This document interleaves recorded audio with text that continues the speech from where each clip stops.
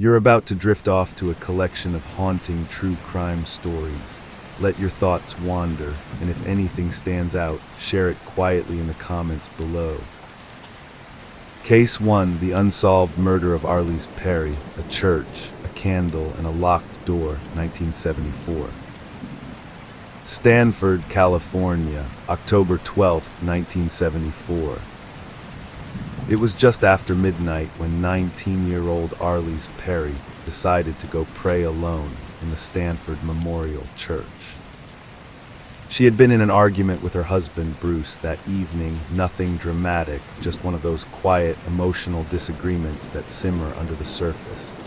They had only been married for 2 months. Young, devout Christians, both originally from North Dakota. They demoved to California so Bruce could study at Stanford University. That night, after a late-night walk around campus, the couple stood outside the church. Arliss told Bruce she wanted some time alone to pray and clear her head. Bruce agreed and watched as she walked through the heavy wooden doors of the cathedral-style building. He never saw her again. About 30 minutes later, Bruce returned to check on her. The doors were locked. No light, no sound, no Arliss. Assuming she had left through another exit, Bruce walked back to their dorm, but she never came home. He grew worried. At 3:00 a.m., he called campus security and reported her missing.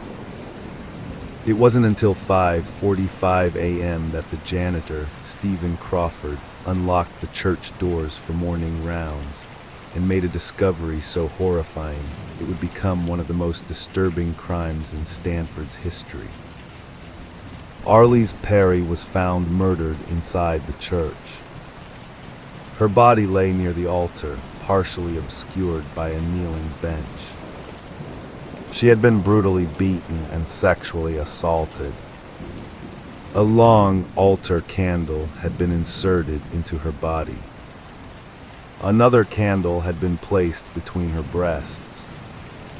She had been strangled, most likely with her own hands or clothing, and her head was violently bashed in. Her jeans had been removed and placed backward on her legs. Whoever did this hadn't just killed her, they had posed her deliberately, symbolically, grotesquely. The church had no signs of forced entry.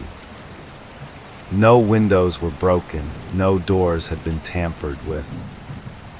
Investigators believed Arliss had been killed shortly after entering the church, sometime between midnight and 1:00 a.m.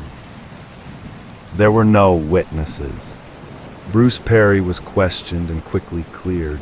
His alibi checked out. He had made the call to security.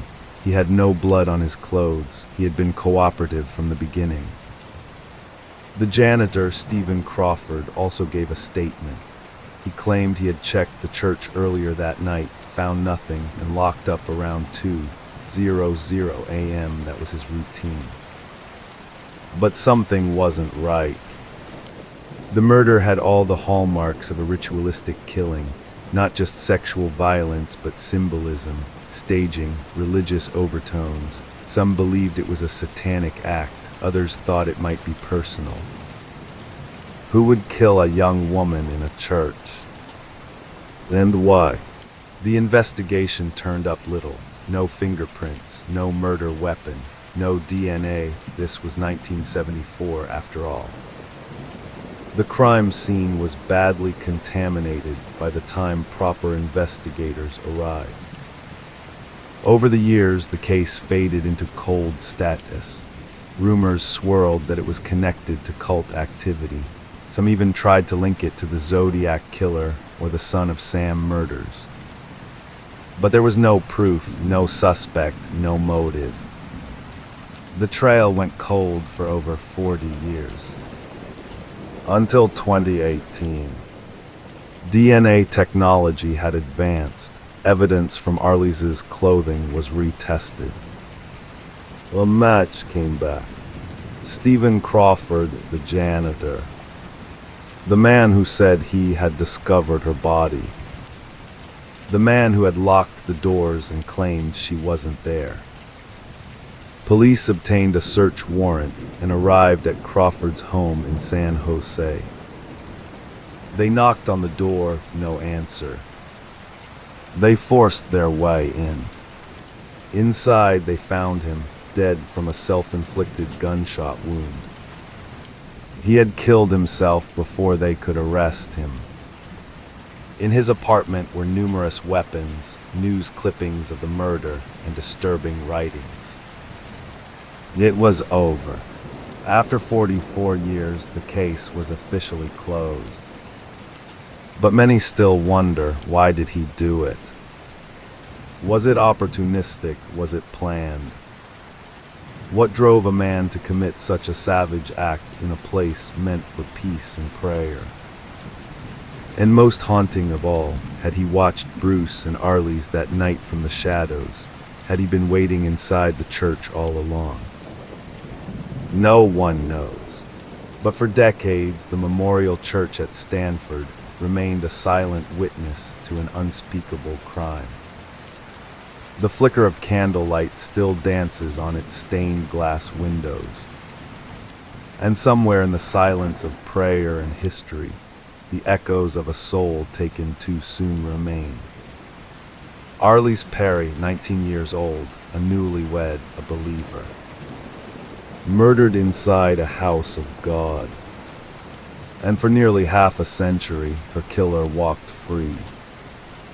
Case 2, the disappearance of Sneha and Philip, a missing person on 9/11/2001.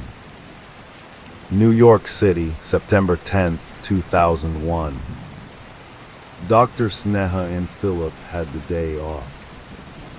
She spent the early afternoon running errands around Lower Manhattan. She visited a department store, used her credit card at Sephora, and bought some clothes.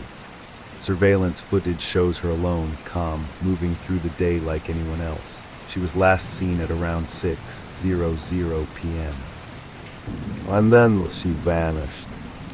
Sneha never returned to her apartment in Battery Park City. Her husband, Ron Lieberman, came home around 11:00 p.m. after his hospital shift and assumed she was out. It wasn't unusual.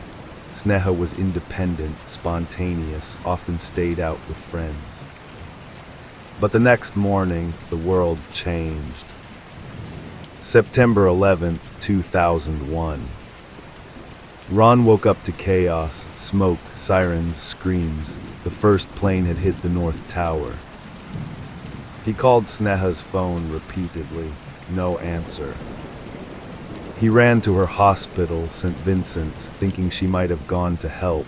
She wasn't there. He ran to Ground Zero. Nothing.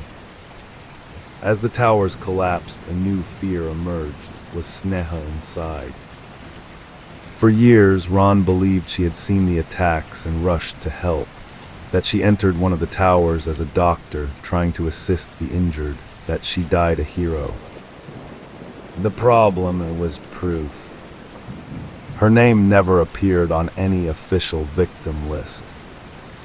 No one remembered seeing her that day. There were no hospital records, no confirmed eyewitnesses, no known calls. And then questions surfaced. In the weeks before 9/11, Sneha had been under stress. She had recently been suspended from her residency, accused of unprofessional behavior. She had been drinking heavily. Her relationship with Ron had been strained. There were rumors of fights, rumors of affairs, of late nights at bars, of lost jobs and lost chances. The media began to wonder, had she used 9/11 to disappear? Her family was furious. They insisted she had been turning her life around, that she was shopping for a birthday party, that she was making plans, that she loved her life, her family, and Ron. But no matter how hard they looked, no one could prove where Sneha was after 6:00 p.m. on September 10th. Her building was just blocks from the Twin Towers. If she had returned home that night, she would have been within the blast zone. But there was no security footage showing her return. There was no trace of her clothes, no calls, no financial activity. For years, her status remained in limbo. Was she a victim of 9/11 or a separate missing person case entirely? Ron fought to have her recognized as a victim. In 2008, a judge finally agreed. Based on circumstantial evidence, Sneha was added to the official list of those who died in the attacks. But the doubts still linger. Why was there no trace of her movements after that shopping trip? Did she go home or did she go somewhere else? Was she in the towers or had she gone missing before the first plane ever hit? To this day, the truth is unknown. Her family holds to one belief, that Sneha died helping others, that she gave her life in the chaos of that terrible morning. But others wonder, what really happened to Sneha and Philip? Vanished on the eve of the deadliest day in modern American history. No goodbye, no witness, no resolution. Just smoke, silence, and questions that will never be answered. Case 3, the disappearance of Zeb Quinn, Asheville's vanished shift, 2000. Asheville, North Carolina, January 2nd, 2000. A Monday evening, cold air clung to the Blue Ridge Mountains.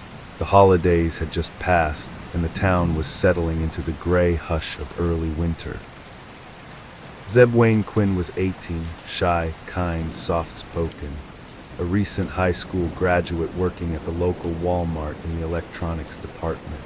He dreamed of joining the U.S. Navy, maybe traveling beyond the mountain foothills of his youth. He loved computers, video games, and cars. Nothing in his life suggested trouble. But that night, he vanished.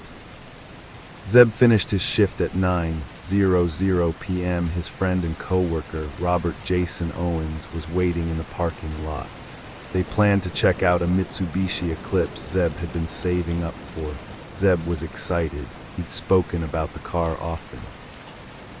They drove off in separate vehicles, Zeb following Owens. Sometime around 9:15 p.m., Zeb pulled into a gas station and used the payphone. What he said and to whom has never been confirmed. Then, according to Owens, Zeb flashed his headlights, indicating something was wrong, and they pulled over. Zeb allegedly told Owens he had received a pager beep, the kind people still used then, from someone he had to meet urgently. He turned his car around and sped off. Owens said he never saw him again. That was the last confirmed sighting of Zeb Quinn. The next day, strange signs. Zeb's mother reported him missing the following day.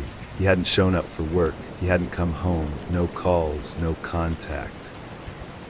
2 days later, on January 4th, Zeb's Mazda protege was found parked in a different part of Asheville, an inconspicuous lot behind a hospital near his mother's workplace.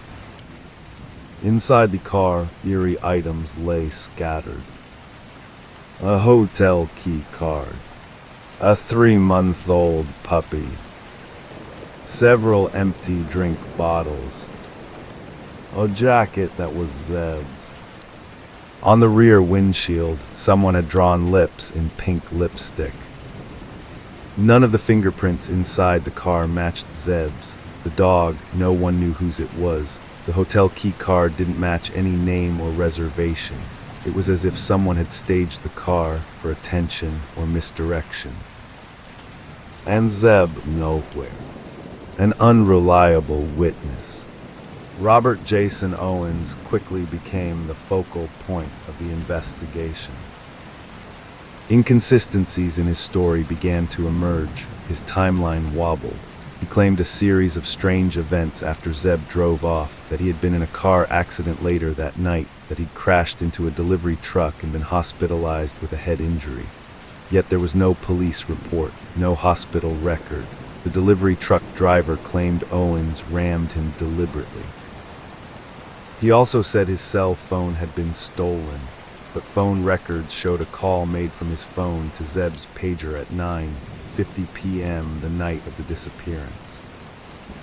A call Owens claimed to know nothing about. Things only got stranger. A mysterious love triangle. Investigators uncovered a possible motive. Zeb had recently confided in friends about a woman he liked, a co-worker named Misty Taylor. She was young, pretty, and involved in a troubled relationship with a man named Wesley Smith, who happened to be Owen's relative. Zeb had allegedly received threatening messages warning him to stay away from Misty. He had grown increasingly nervous in the weeks leading up to his disappearance.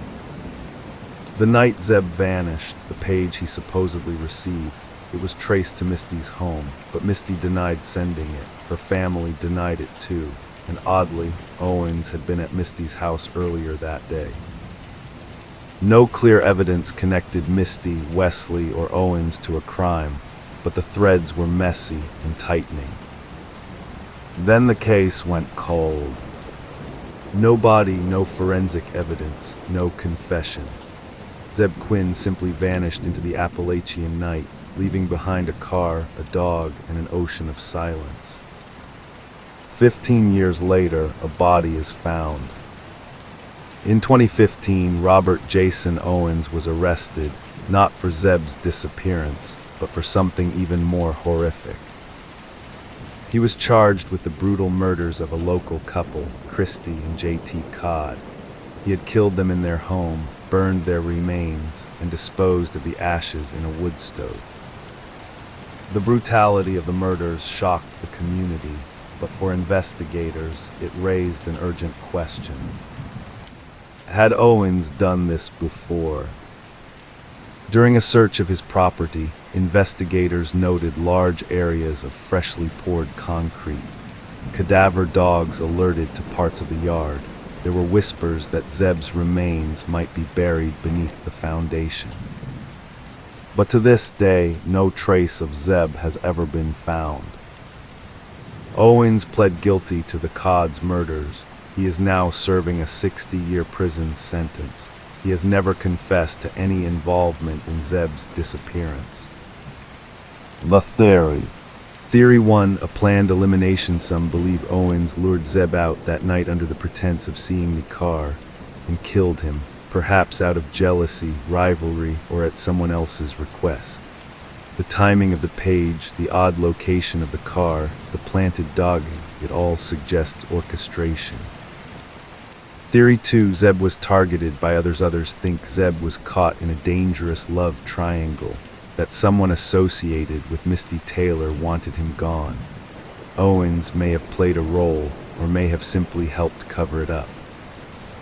Theory 3, an unrelated crime of opportunity, a long shot, but possible.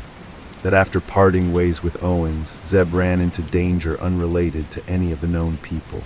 Yet this fails to explain the staged car, the page from Misty's house, or Owens contradicting stories. Legacy. Zeb's mother, Denise Blahovic, has never stopped seeking answers. She holds on to hope, even as years pass with no news. In Asheville, people remember the case, the pink lipstick, the puppy, the whispers about who knew what and when. It's a story about silence. A friend who won't speak. A community that moved on too fast. And a boy who never came home from a simple night out. What really happened to Zeb Quinn? Case 4, the unsolved murder of Faith Hedgepeth, a message on the wall, 2012. Chapel Hill, North Carolina, September 7, 2012. It was just after 11:30 in the morning when police entered a small off-campus apartment shared by 2 college students and found one of them dead in her bedroom. The victim, 19-year-old Faith Hedgepeth, a bright, warm, ambitious student at the University of North Carolina. She had plans to become a pediatrician, a proud member of the Halliwasaponi Native American tribe. Her smile lit up every room, and then she was gone. The crime scene was brutal. Faith had been bludgeoned to death, her skull fractured in multiple places. Blood soaked the sheets. She had likely died hours earlier, but even more disturbing was what was left behind. A fast food bag, a bottle of rum, and scrawled on the bedroom wall in ink or possibly lipstick, 6 words. "I'm not stupid, bitch, jealous." That single sentence has haunted this case ever since. The night before, Faith and her roommate, Karina Rosario, had been out that Thursday night. They left their apartment around midnight and headed to the Thrill, a popular nightclub near campus. Both girls danced, had a few drinks, and were seen on security footage arriving just before 1 a.m. Around 2:30, they left and drove back to their apartment, but something happened in the early morning hours. Karina later told police she left the apartment again at around 4:30 a.m., locking the door behind her. She said Faith was alive at the time, possibly studying or already asleep in bed. Sometime after that, someone entered the apartment. At 11 a.m., Karina returned with a male friend. She found Faith's bedroom door closed. Inside was the horror. There were no signs of forced entry, no witnesses, no surveillance of the hallway. The murder weapon was never recovered, but police began piecing together clues, and a deeply tangled web of possible suspects and secrets began to unravel. A mysterious voicemail. One of the strangest elements of the case was a voicemail discovered on Faith's phone. It had been captured somehow by accident, either as a voice memo or pocket dial. The audio is muffled, chaotic, and disturbing. Voices can be heard arguing, yelling, perhaps even crying. A woman's voice, possibly Faith S., says, "I want to go." Another voice says, "I'm going to kick your ass." Case 5, The Vanishing of Brandon Swanson, The Call in the Dark, 2008. Marshall, Minnesota, May 14, 2008. It was just after midnight when the phone rang at the Swanson household. On the other end was their son, Brandon, 19 years old, a college student, smart, responsible, good-natured. He told his parents he had driven into a ditch on a back road and needed a ride home. He sounded frustrated, but calm. He said he wasn't hurt, just stuck. His father, Brian, got in the truck and began driving, guided by Brandon's directions, both of them staying on the phone the entire time. For nearly 47 minutes, Brandon stayed on the line, describing his surroundings, saying he could see lights in the distance, telling his dad where to turn. But they never found each other. And then Brandon suddenly shouted, "OSH*T." The line went silent, and he was never heard from again. That night, earlier that evening, Brandon had attended a small get-together with friends from his community college. He wasn't drinking heavily, according to those present, just celebrating the end of the school year. He left around midnight to head home to Marshall, a drive that should have taken no more than half an hour. But Brandon somehow became disoriented. Instead of taking the direct route, he ended up near the town of Lind, 25 minutes in the opposite direction. That's where he made the call. He believed he had driven into a shallow ditch. He couldn't move the car, but he wasn't panicking. He told his parents he would walk toward the lights he saw in the distance, assuming it was Lind, and they should meet him there. As his father drove, they stayed connected, navigating together in the dark. At one point, Brandon described walking near fences and gravel roads, then just that sudden expletive and silence. His parents tried calling back over and over. The phone rang and rang, then went dead. The third. Brandon's car was found later that day, miles from where he said he was. The vehicle wasn't damaged, It was off a rural gravel road surrounded by fields in the middle of nowhere. Not near Lind, not near any lights. That was the first puzzle. Why had Brandon misjudged his location so completely? Or had someone moved the car?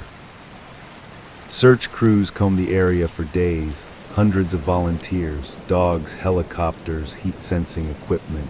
They traced Brandon's path from the car, through fields, across fences, down to the Yellow Medicine River.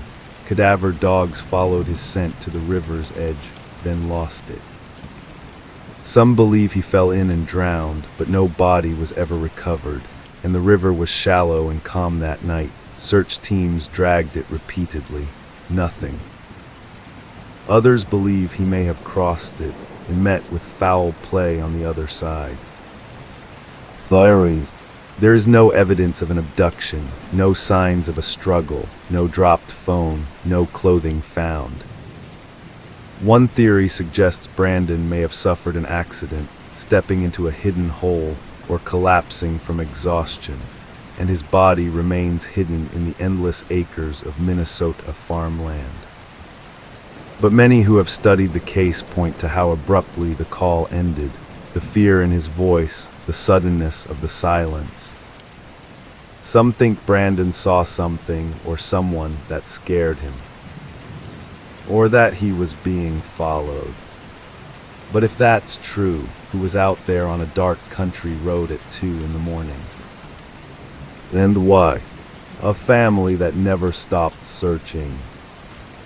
The Swansons never gave up. They organized searches, pressed lawmakers, advocated for missing persons reforms.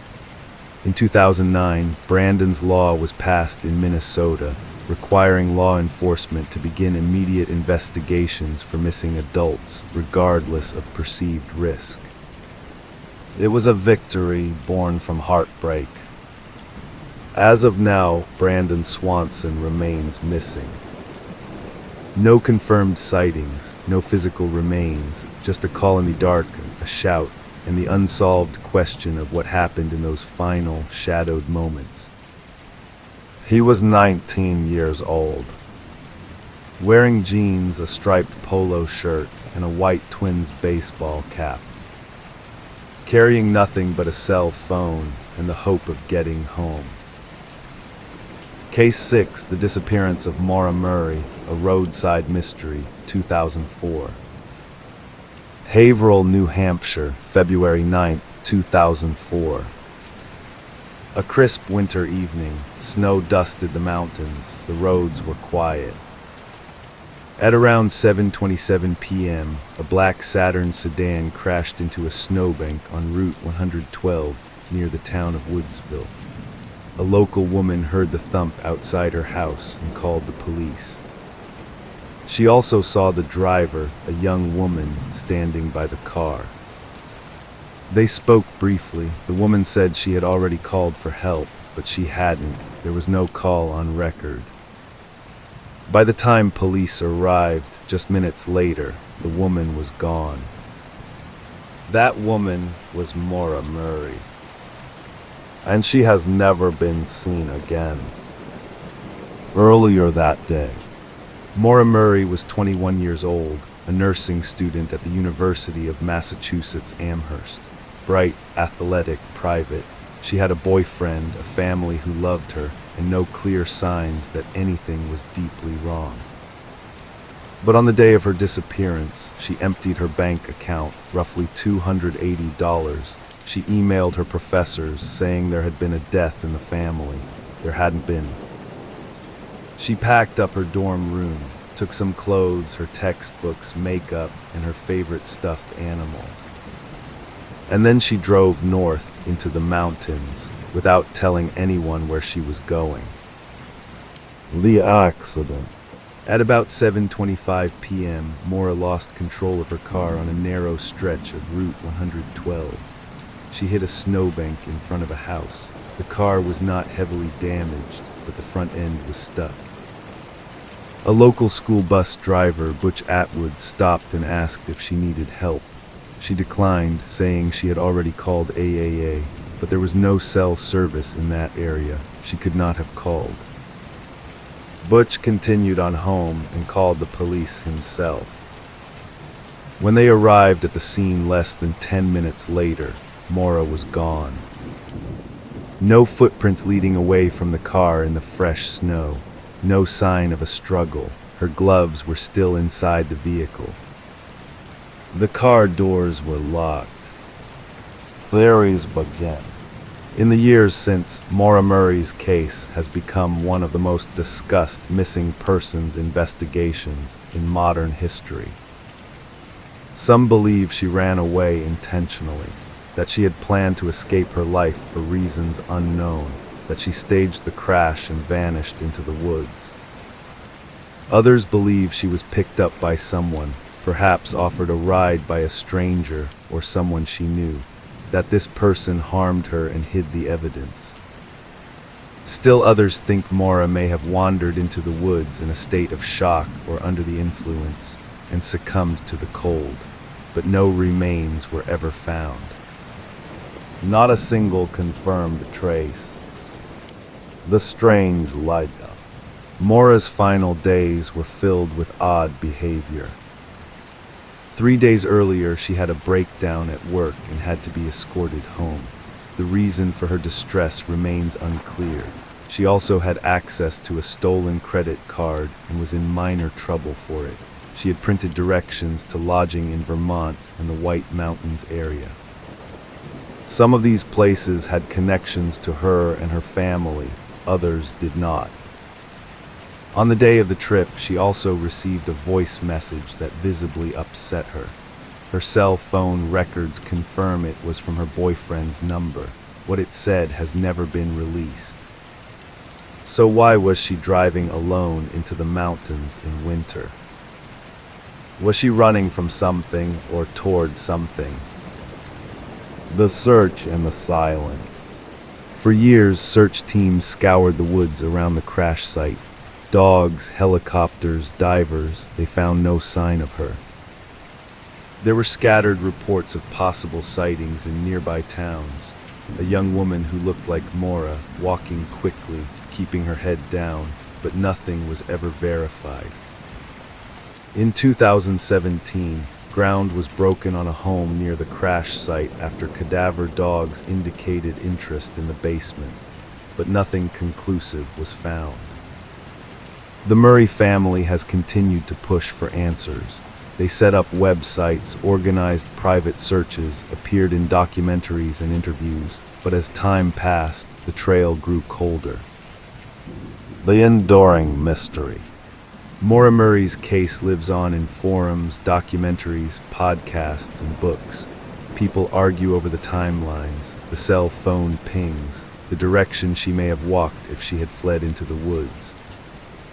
But through all the theories, one truth remains. A young woman crashed her car in the middle of nowhere. She was seen by witnesses briefly. Then she vanished in a matter of minutes. No answers, no goodbye, just the cold night and the endless question of where Maura Murray went. Case 7, the disappearance of Jason Jolkowski, the walk that never ended, 2001. Omaha, Nebraska, June 13, 2001. It was a warm Wednesday morning. The sky was clear, school was out, and 18-year-old Jason Jolkowski was waiting at home for a call about work. He was filling in at a local restaurant, Fazali's, where he had worked part-time. He was due for a short shift that day, but his car was in the shop. His coworkers offered to pick him up at Benson High School, just 8 blocks away from his house. Jason agreed. He said he'd meet them there. He never arrived, and no one has seen him since. A short walk. Jason lived in a quiet neighborhood in North Omaha with his parents and younger brother. He had recently finished his junior year at a local college and was known as reliable, shy, and responsible. He wasn't the kind of person to vanish without explanation. He left his house around 10:45 a.m. He was wearing a black Chicago Cubs shirt, black pants, and carrying his work shoes in a backpack. The walk to Benson High School should have taken him no more than 15 minutes. Somewhere along that short route, Jason disappeared. A neighbor saw him briefly, helping his younger brother bring the garbage bins back up the driveway around 11 a.m. That was the last confirmed sighting of him. His coworkers arrived at the high school around 11:15. They waited. He never showed up. No witnesses, no security footage, no distress call, no sign of struggle. He had simply vanished in broad daylight. The investigation. Jason's parents were immediately alarmed. He was dependable. He would have called if he changed plans. But his phone never rang. He never contacted anyone. The Omaha Police Department launched a search. They retraced the path Jason would have walked from his home, past familiar streets, toward the school. No one had seen him. There were no reports of suspicious activity in the area that day. No crashes, no altercations, no screams, nothing that would suggest a sudden abduction or attack. His bank account remained untouched. His cell phone records showed no outgoing activity. There was no note, no online history suggesting a desire to leave. It was like Jason had walked off the map. Theories. The most prominent theory is that Jason was abducted during his short walk, but it raises difficult questions. In the middle of the day, in a residential neighborhood, with houses nearby, how could someone have forced an 18-year-old man into a car or lured him away without anyone noticing? Was he grabbed quickly and silently in between houses or coaxed into a vehicle by someone he knew? Another theory suggests he may have had a sudden medical emergency, but no body was ever found, no shoes, no bag, no remains. A spontaneous disappearance due to health does not explain the lack of any physical trace. Others have wondered if Jason might have chosen to disappear, but his background and behavior do not support that. He had plans, goals, a strong relationship with his family. He was saving up to attend broadcasting school and had no history of mental illness or instability. Nothing in his life pointed toward escape. The heartbreak. Jason's parents created a website and nonprofit in his name to help families of other missing people. They worked with state legislators to push for change in how missing persons cases were handled. In 2005, Nebraska passed Jason's Law. It created a centralized clearinghouse for missing persons information and improved coordination between law enforcement and families. But even with those changes, Jason's case remained unsolved. His mother has said many times that it's the not knowing that haunts her most. Every corner, every park, every headline, she wonders if it could lead to him. Jason would be in his 40s now. He left behind no answers, just a trail of heartbreak and an ordinary sidewalk that became the edge of something unspeakable. A boy leaves home in the morning, planning to walk 8 blocks, and is never seen again. The silence after. There was no weather event, no accident, no known enemy, no message or warning. Just one quiet neighborhood, one ordinary day, and one boy who disappeared between 2 points. Jason Dolkowski, missing for over 2 decades. No goodbye. No trace, no rising, only an unanswered walk and the space he should still fill. Case 8, the unsolved death of Blair Adams, the man who ran from nothing. Knoxville, Tennessee, July 11, 1996. It was a blisteringly hot summer morning when construction workers discovered the body of a man in a parking lot behind a remote motel. His clothes were torn off. His socks were inside out, his shoes lay nearby. Scattered around him was nearly $4,000 in cash in multiple currencies. German Deutschmarks, Canadian coins, American bills, everything about the scene felt wrong. The man was eventually identified as 31-year-old Blair Adams from British Columbia, Canada. What he was doing in Tennessee, no one could explain. And how he got there made even less sense. Blair Adams had been acting strangely in the days leading up to his death. Friends and family described him as paranoid, agitated, nervous. He kept insisting that someone was trying to kill him, that they were following him, that he needed to get away. He abruptly withdrew all the money from his savings account and emptied his safe deposit box of cash, gold, jewelry, and personal items. He tried to cross the border into the United States multiple times, but the Canadian border agents turned him away more than once. They said he looked suspicious and believed he might be involved in drug trafficking. Eventually, on July 9th, Blair managed to enter the U.S. by foot at the Pacific Highway border crossing. He then traveled to Seattle, rented a car, and drove hundreds of miles through Washington, into Montana, and then to Tennessee. He had no known connections in Knoxville, no reason to be there. Surveillance footage from a nearby gas station captured Blair in the early morning hours before his death. He appeared disoriented. He walked in and out of the building multiple times. He clutched his head. He stared at the ceiling. He bought no gas. Employees at a nearby motel said Blair had attempted to rent a room the night before. He paid for it in full in cash, but before even taking the key, he left the lobby and never came back. And by dawn, he was dead. The autopsy revealed that Blair had died from a violent blow to the stomach, causing internal bleeding. He also had cuts and abrasions all over his body. His cause of death was officially ruled as homicide, but there was no sign of sexual assault, no defensive wounds, and no clear weapon. He had not been robbed, nothing was taken.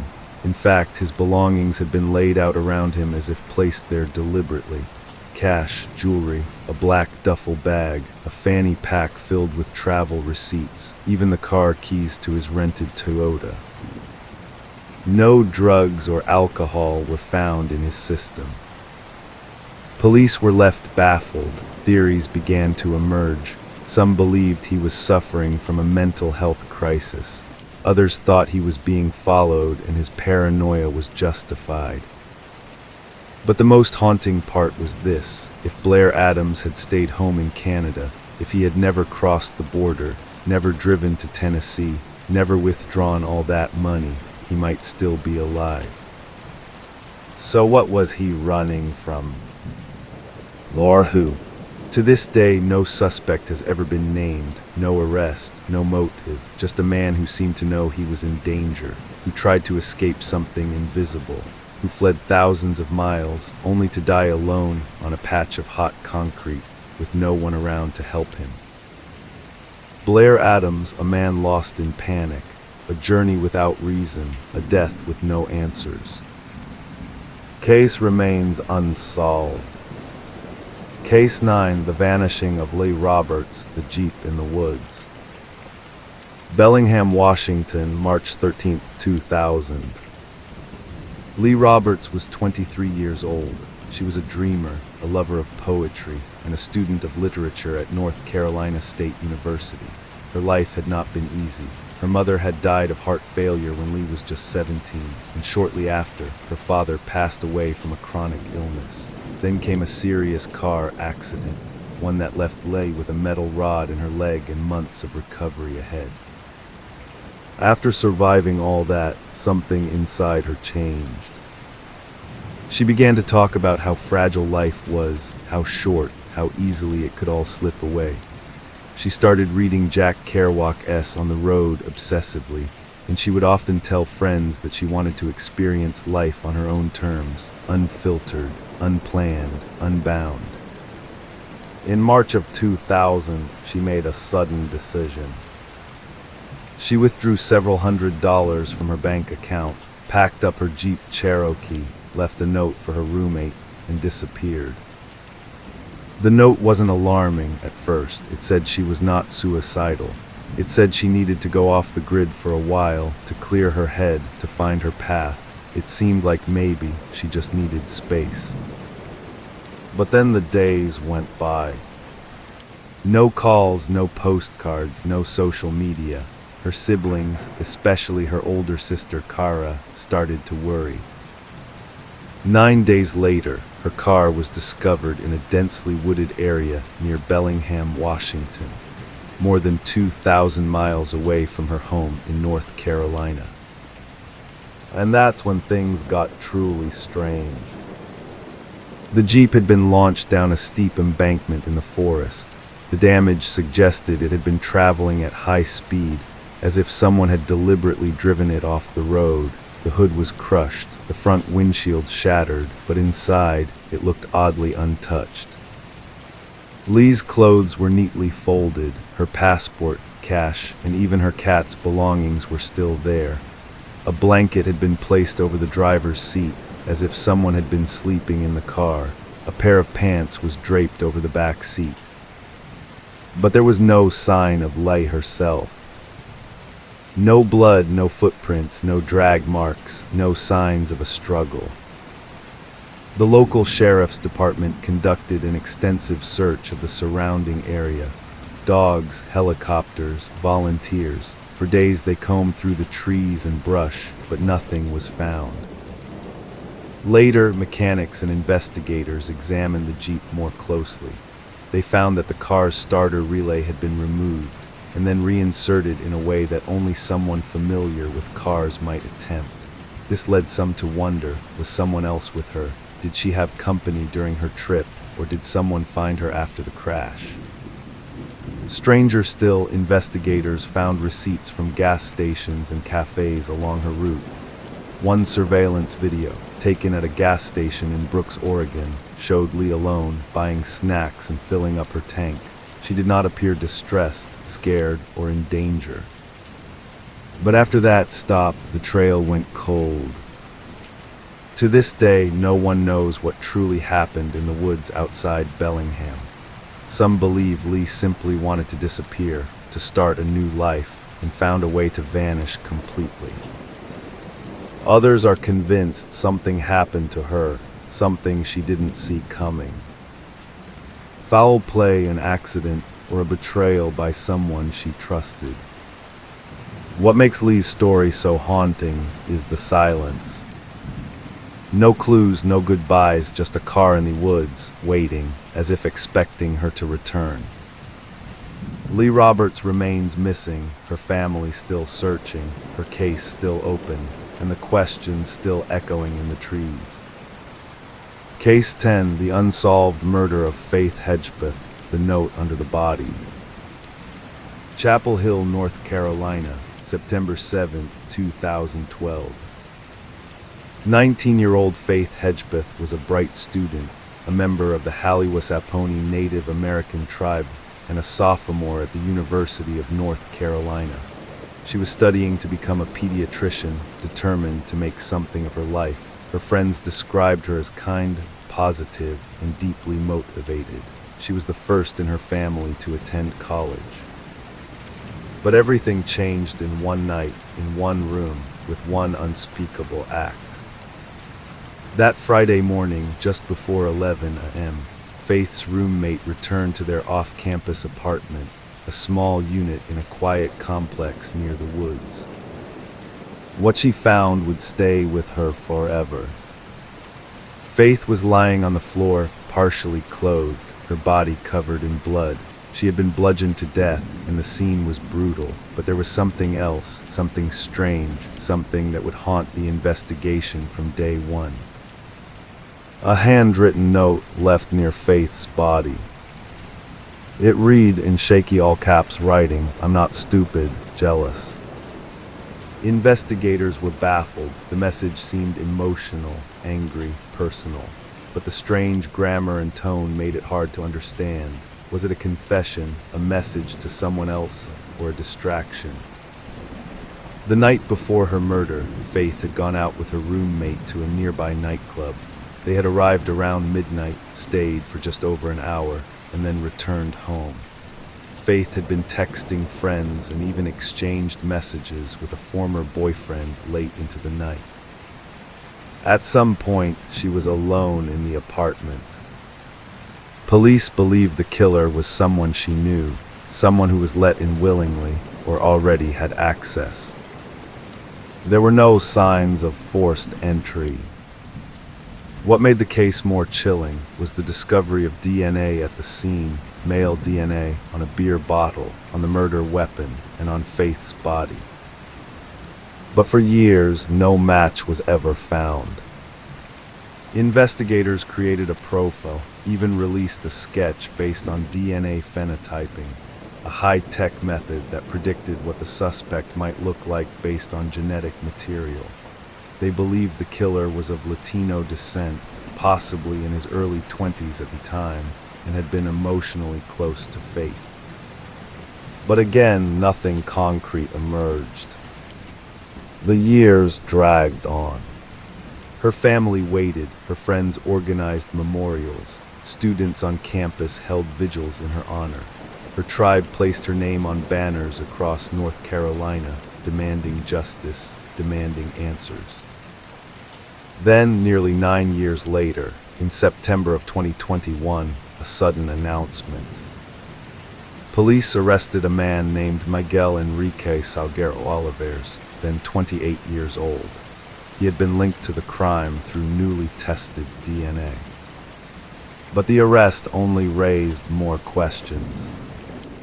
Salguero Olivares had no known connection to Faith. He was not a student, he was not in her social circles, and his exact whereabouts on the night of the murder have never been fully explained. Some believe he may have been with someone Faith knew, or was invited into the apartment by another person. Others wonder if someone else was involved entirely, and that the true story has yet to be told. As of now, he awaits trial and has not confessed. But Faith's family still struggles with the reality of what happened.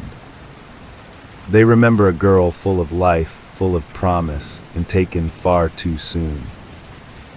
The note, the brutal nature of the attack, the silence that followed, it all points to something deeply personal, something dark. Faith Hedgepeth was 19 years old. Her voice, her smile, her dreams, now part of a case still marked by mystery. And that message, scribbled in rage, still unanswered. Case 11, the Tylenol murders, poison in plain sight. Chicago, Illinois, September 1982. It started with a single death, then another and another, all within days. No warning, no connection between the victims, but they had one thing in common. They had all taken Tylenol, the best-selling pain reliever in America. On the morning of September 29th, 12-year-old Mary Kellerman from Elk Grove Village woke up with a sore throat. Her parents gave her one extra-strength Tylenol capsule. She was dead within hours. That same day, in nearby Arlington Heights, 27-year-old Adam Janus died suddenly from what seemed like a heart attack. His family gathered to mourn. In their grief, his brother and sister-in-law took Tylenol from the same bottle. They both collapsed and died. Within 48 hours, 7 people in the Chicago area had died after ingesting Tylenol capsules laced with potassium cyanide, a deadly poison that causes the body to shut down within minutes. The deaths were rapid, brutal, and inexplicable. The city went into a panic. Police and health officials moved fast. They issued warnings, pulled bottles from store shelves. Pharmacies were ordered to stop selling Tylenol altogether. Residents were told to throw away anything they had. Lines formed outside hospitals, people terrified they might have taken a tainted pill. The media dubbed it the Tylenol murders, and it would become one of the most infamous product tampering cases in history. The investigation revealed something chilling. The capsules had not been tainted at the factory. Instead, someone had purchased bottles of Tylenol from stores, opened them, inserted cyanide-laced capsules, and then returned the bottles to the shelves. It was random, it was calculated, and it was nearly impossible to trace. Johnson & Johnson, the makers of Tylenol, were thrown into chaos, but their response would be studied for decades. They issued a nationwide recall of over 31 million bottles, worth more than $100 million, a massive move that prioritized public safety over profit. They also introduced something no other company had done before: tamper-evident packaging. Safety seals, foil protection, child-proof caps, the things we now take for granted, were born out of fear and necessity from this case. But despite the national attention, the FBI, and the involvement of local and federal agencies, no one was ever convicted of the actual poisonings. In 1982, a man named James William Lewis wrote a letter to Johnson & Johnson demanding $1 million to stop the killings. He was arrested and eventually convicted of extortion, but there was no evidence he had access to the bottles or committed the murders. He served time but never confessed to the poisonings. Other suspects were investigated, including disgruntled employees, people with access to the supply chain, and those with mental health issues, but nothing ever stuck. The case remains technically unsolved. Years passed and the deaths faded from public memory, but the impact was permanent. The Tylenol murders changed how America thought about safety, about medicine, and about trust in everyday products. 7 people, including a child, died because of a stranger's actions. There was no motive, no pattern, just terror and loss. Their names: Mary Kellerman, Adam Janis, Stanley Janis, Teresa Janis, Mary Riener, Paula Prince, and Mary McFarland, remain etched into history. They were ordinary people, taken by an invisible killer hiding inside a pill bottle. And the question still lingers: who did it and why? Decades later, the answer remains locked in silence. Case 12, the Gitche Manitou Murders, Innocents Lost in the Woods. Gitche Manitou State Preserve, Iowa, November 17, 1973. 5 teenagers just out for a fun night. The plan was simple: music, a campfire, and time beneath the stars. But by the time morning came, only one of them would be left alive. 17-year-old Roger Essam, 15-year-old Stuart Bod, his 17-year-old brother Dana Bod, 16-year-old Michael Hadra, and 13-year-old Sandra Chesky, all piled into a van and drove out to Gitche Manitou, a small, quiet state park near the South Dakota border. The night was cold, the kind of early winter chill that made you huddle close to the fire. They were laughing, playing music, passing a guitar around, just kids enjoying the freedom of the weekend. Then they heard it. A cracking sound in the woods, then another, closer this time. They thought maybe it was a ranger or someone messing around, but before they had time to really think, a shotgun fired. Michael Hadrath fell dead instantly. The group scattered in panic, but the woods were dark, the terrain unfamiliar, and they were being hunted. More gunshots. Roger Essam was hit while trying to run. Then Stuart and Dana were caught near the trees. They were forced to kneel and then executed. Only Sandra Chesky was spared. She was dragged into a van by one of the attackers, driven away from the site, and kept overnight in a house where she was told lie after lie that the others were still alive, that this was just a misunderstanding, that everything would be fine. She was 13. By morning, the truth was too clear. The attackers were not rangers, not pranksters. They were a group of brothers, Alan, James, and David Fryer, criminals with a long history of violence and instability. That night, they had decided to pretend to be drug enforcement agents, simply to steal marijuana they believed the teens were carrying. But there were no drugs and no reason for murder.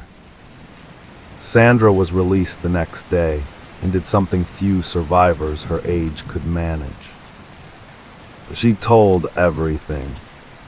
Despite threats, despite trauma, she described the van, the faces, the house, the weapons, everything. Her testimony would lead to the arrest of the Fryer brothers. David Fryer would later take his own life in jail. Alan and James were tried and sentenced to life in prison. But the horror left behind never really ended. Sandra spent years recovering, carrying the weight of memory, of fear, of survivors' guilt. She had watched her friends die. She had been hunted, taken, and used.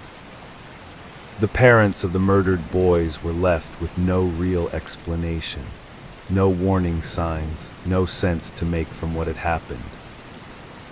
4 lives taken, 1 shattered, all because of a senseless act of cruelty in a place meant for peace.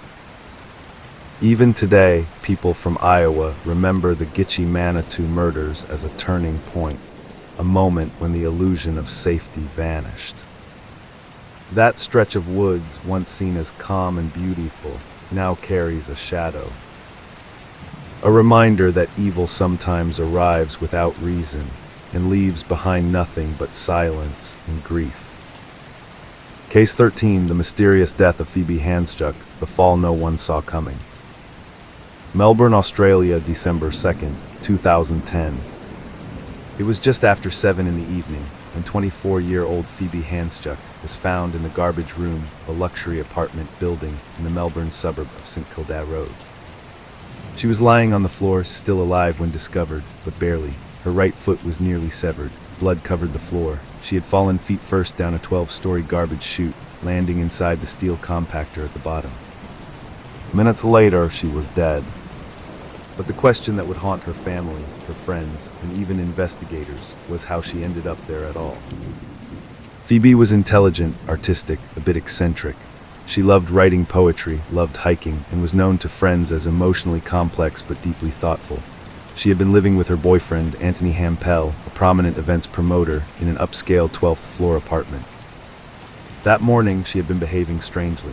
CCTV footage showed her walking erratically in the lobby, struggling to even open doors, appearing disoriented. Hours later, she was dead. Police initially ruled it as a tragic accident. They believed she had been intoxicated, entered the garbage room, and somehow climbed into the narrow garbage chute herself. But from the beginning, the story didn't sit right.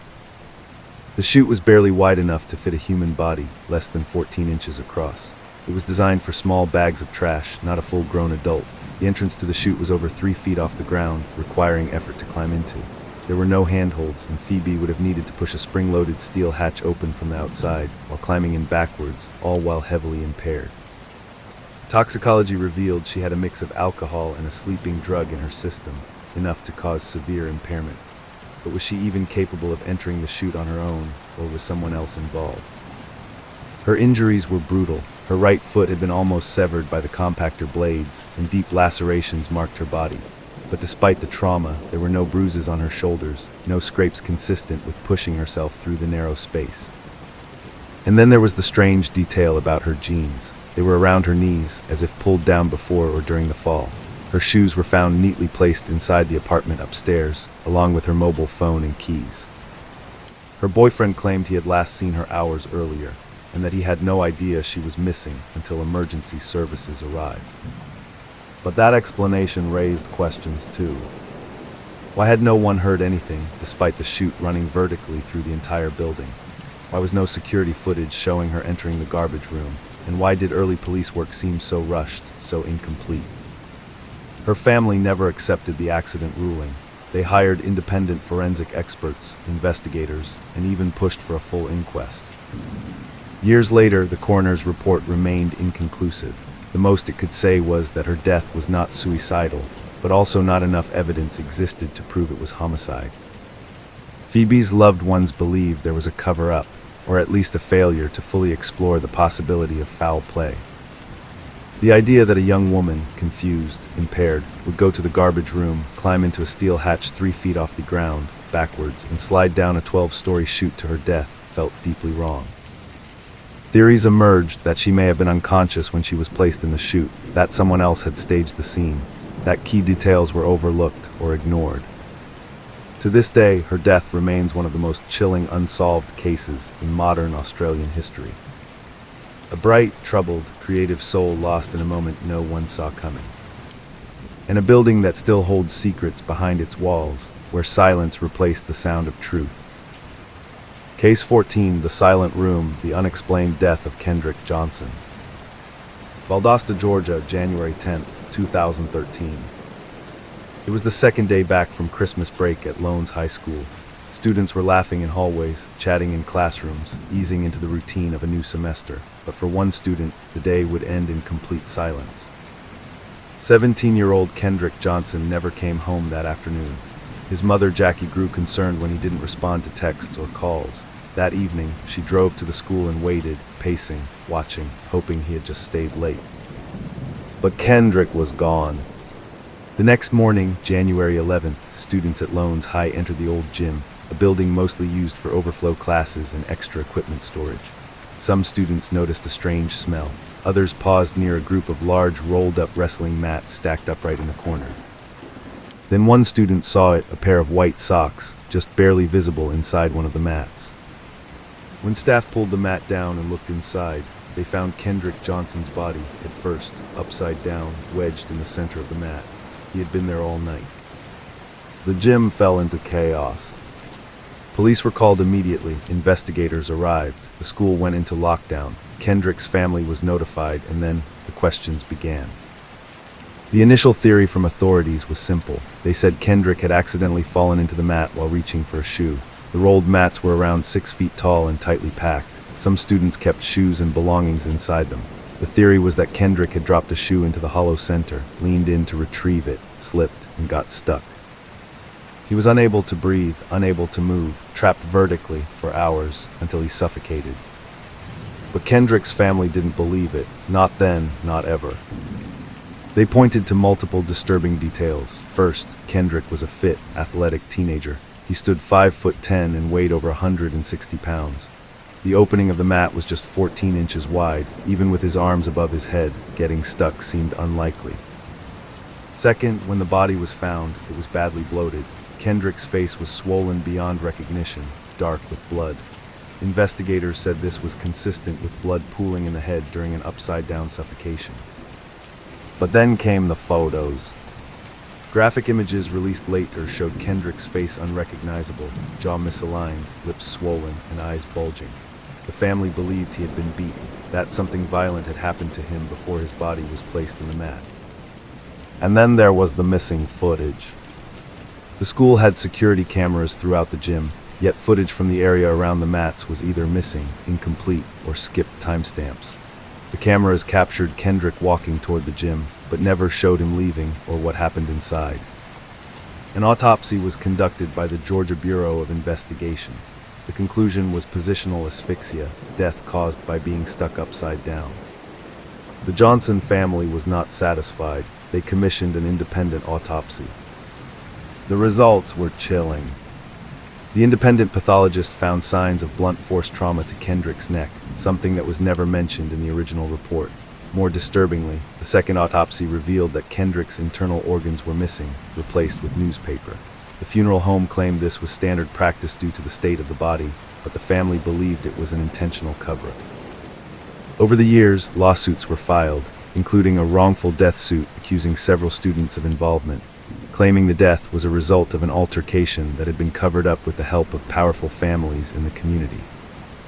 Federal authorities reopened the investigation. The FBI got involved. For years, files were reviewed, testimonies taken, timelines re-examined.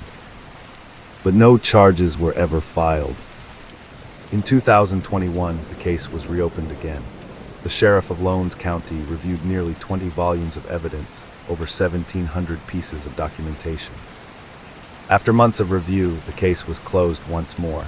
The official conclusion remained the same. Accidental death, no foul play, no criminal charges. But Kendrick Johnson's family never accepted that. To this day, they march, they petition, they share his story. They believe he was murdered, that evidence was erased, and that justice was denied. The old gym where he died was eventually closed. The mats were removed. Students stopped talking about what happened. But Kendrick's name lives on. In protest signs, in headlines, and in a question that still echoes through a quiet Georgia town.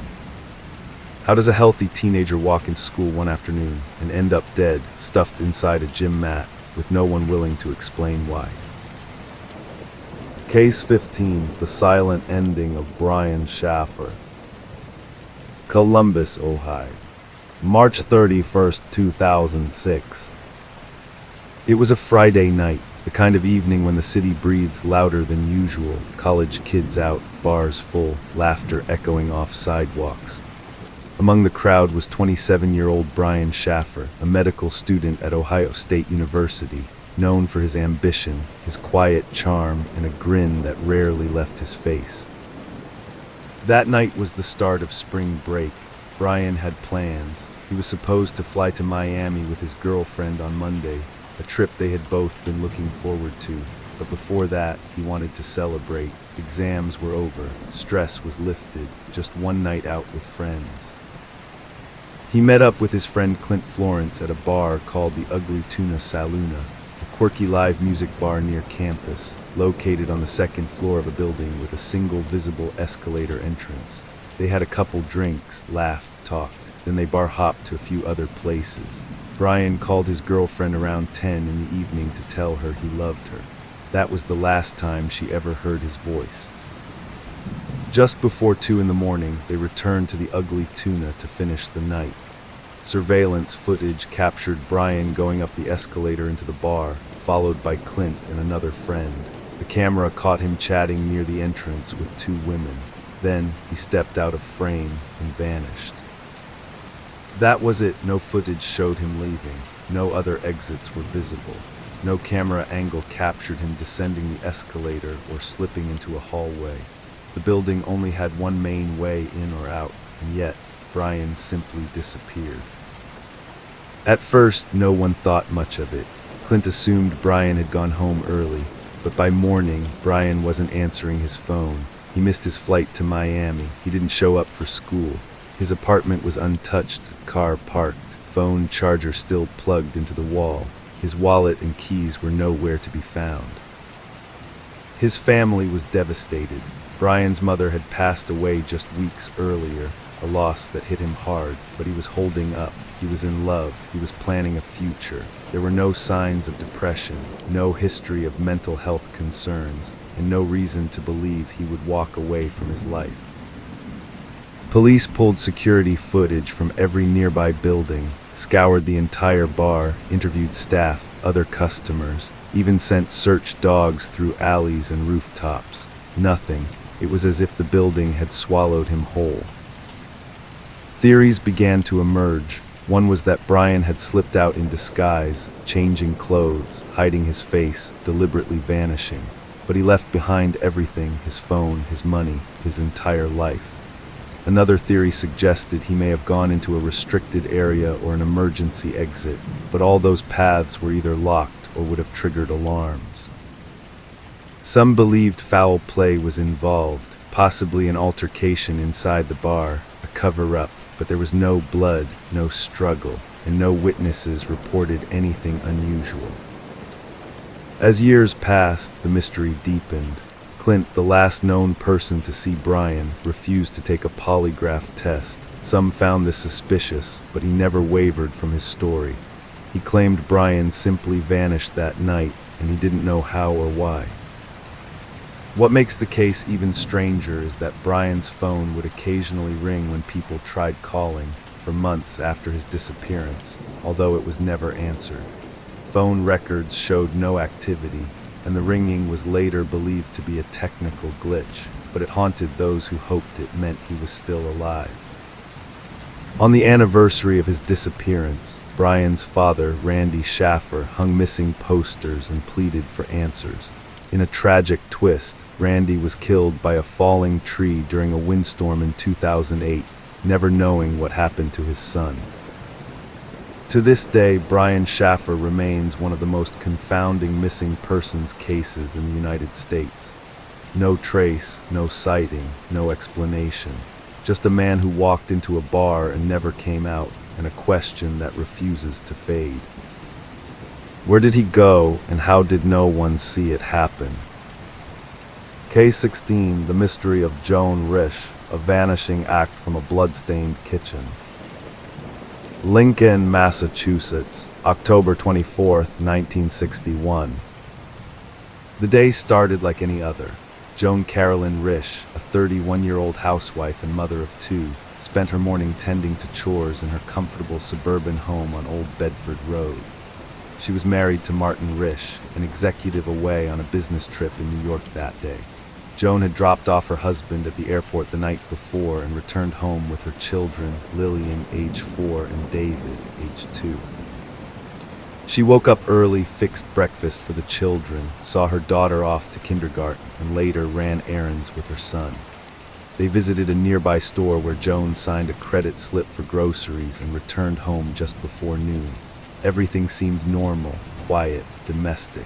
But within hours, everything would unravel into one of the most enduring mysteries in American history. By 2:15 p.m., Joan's neighbor, Barbara Barker, saw her standing in her driveway. Joan told her that she was going to put David down for his nap. That was the last time anyone saw her. At around 3:40 p.m., Barbara's daughter came home from school and saw David crying alone in his crib through the window. Alarmed, she told her mother. Barbara entered the Risch home and was immediately struck by what she found. There was blood smeared across the kitchen floor, on the walls, and leading out toward the driveway. A telephone was ripped from the wall. A table had been overturned. A roll of paper towels lay unspooled. Joan's purse was in its usual spot, untouched. Her keys and car were still there, but Joan was gone.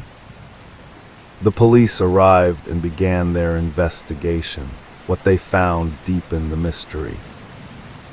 Blood type testing, primitive in that era, confirmed the blood matched Joan's type. A trail of bloody fingerprints was discovered on the kitchen wall. There were signs that someone had tried to clean up the blood with tissues and paper towels before either abandoning the effort or being interrupted. The blood led to the driveway and then simply stopped. No one saw Joan leave, no car was reported. No one heard screams, no ransom call, no sign of forced entry. Nothing was stolen. Her son had been left completely unharmed. The case grew stranger. Neighbors began reporting odd sightings. Around the time of Joan's disappearance, multiple people claimed to have seen a disoriented woman walking along Route 2A, about a mile from the Risch home. She was wearing similar clothes to what Joan had been seen in earlier that day. She appeared injured, her arms wrapped around herself. She seemed dazed. One man recalled that she had blood on her legs. But no one approached her, and no one ever saw her again. Police soon uncovered a surprising detail. Joan Risch had once worked in publishing before settling down into suburban life. She had a degree in English literature. Investigators searched her home and found that she had checked out several books from the local library in the months prior to her disappearance.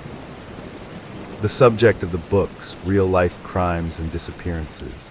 Among them, a case eerily similar to her own, where a woman vanished, leaving only blood and confusion behind.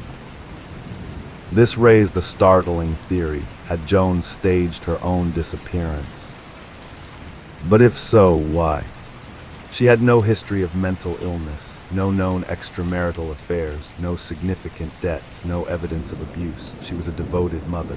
Friends described her as warm and thoughtful. The day she vanished, she had made plans to host a dinner party later that week. She had recently repainted the kitchen. She had groceries for the week. Nothing indicated a woman preparing to leave forever. Still, the theory persisted. Maybe she was trying to escape the life she had built. Maybe the routine and isolation of suburban motherhood had become unbearable. Maybe the blood was staged, the scene carefully constructed using her own knowledge of crime novels and real cases. But there were problems with that idea. The amount of blood lost, while not fatal, was substantial.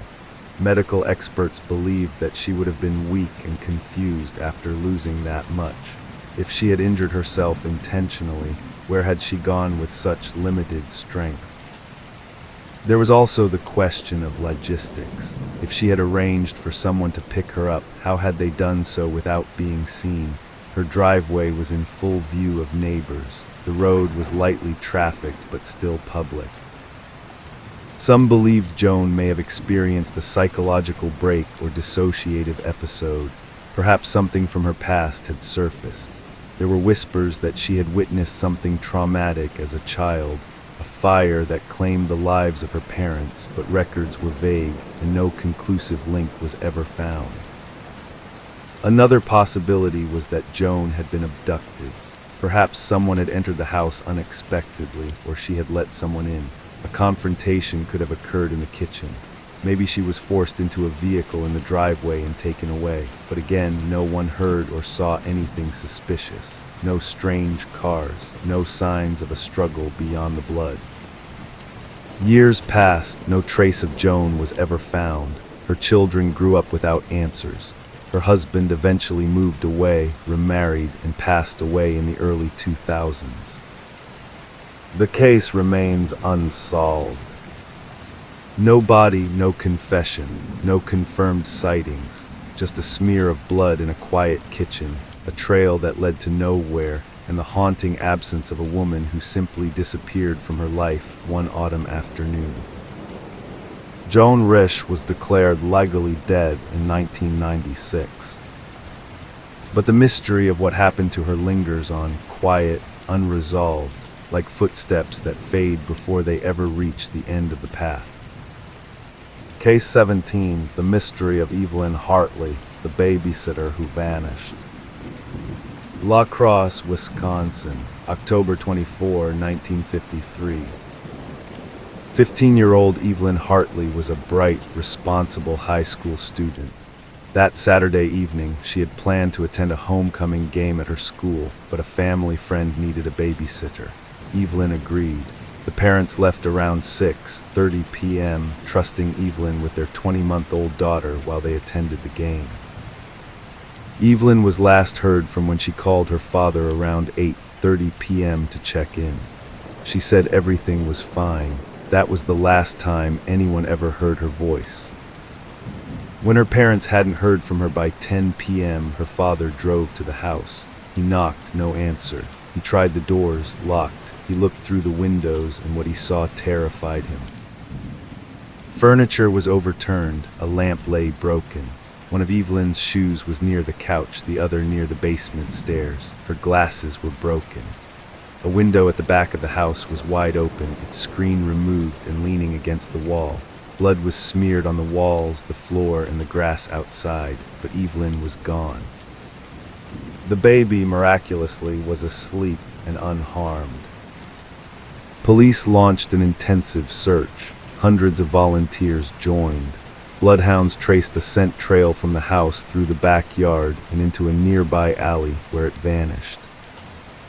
Neighbors reported seeing a suspicious car in the area, a light-colored two-tone vehicle slowly circling the block that evening.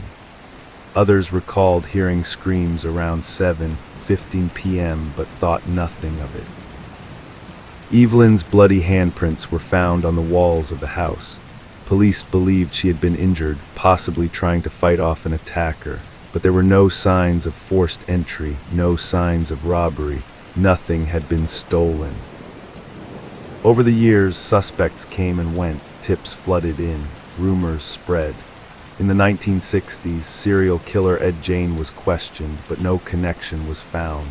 Another man, serving time in a mental institution, allegedly confessed to the abduction, but authorities found no evidence to support his claim. In 2004, investigators excavated a farm once owned by a man who had become a suspect in the 1970s. They found bones, but none matched Evelyn. To this day, her fate remains one of Wisconsin's oldest and most haunting mysteries. A teenager vanishing from a quiet home in a safe neighborhood, leaving behind a trail of blood and questions that have never been answered. Case 18, The Silent Room, the unsolved murder of Arliss Perry. Stanford University, October 12, 1974. Arliss Perry had only been at Stanford for 6 weeks. 19 years old, recently married, she had moved from Bismarck, North Dakota to California with her husband Bruce, a sophomore at the university. Arliss was deeply religious, kind, and quiet. On that night, the couple had an argument about fixing a car tire. Arliss left their dorm around 11:30 p.m. to pray alone in the Stanford Memorial Church. It was the last time Bruce saw her alive.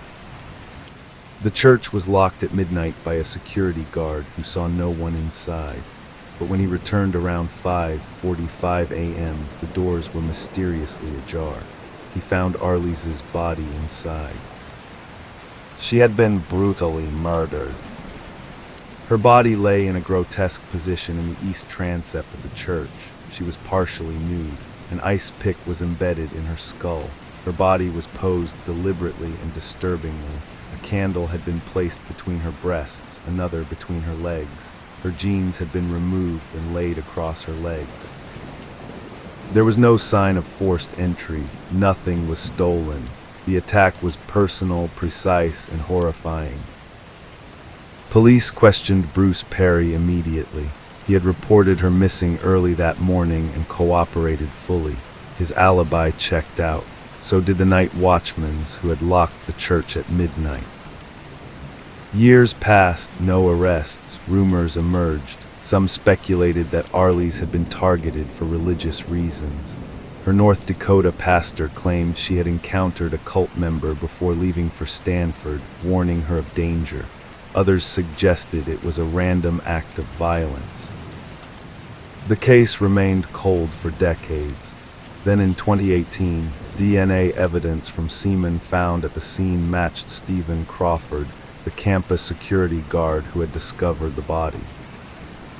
Police arrived at his apartment with a search warrant. As they approached, Crawford took a gun and ended his own life. The man who found Arliss Perry was, all along, the one who had taken her life. Though the case is technically closed, questions linger.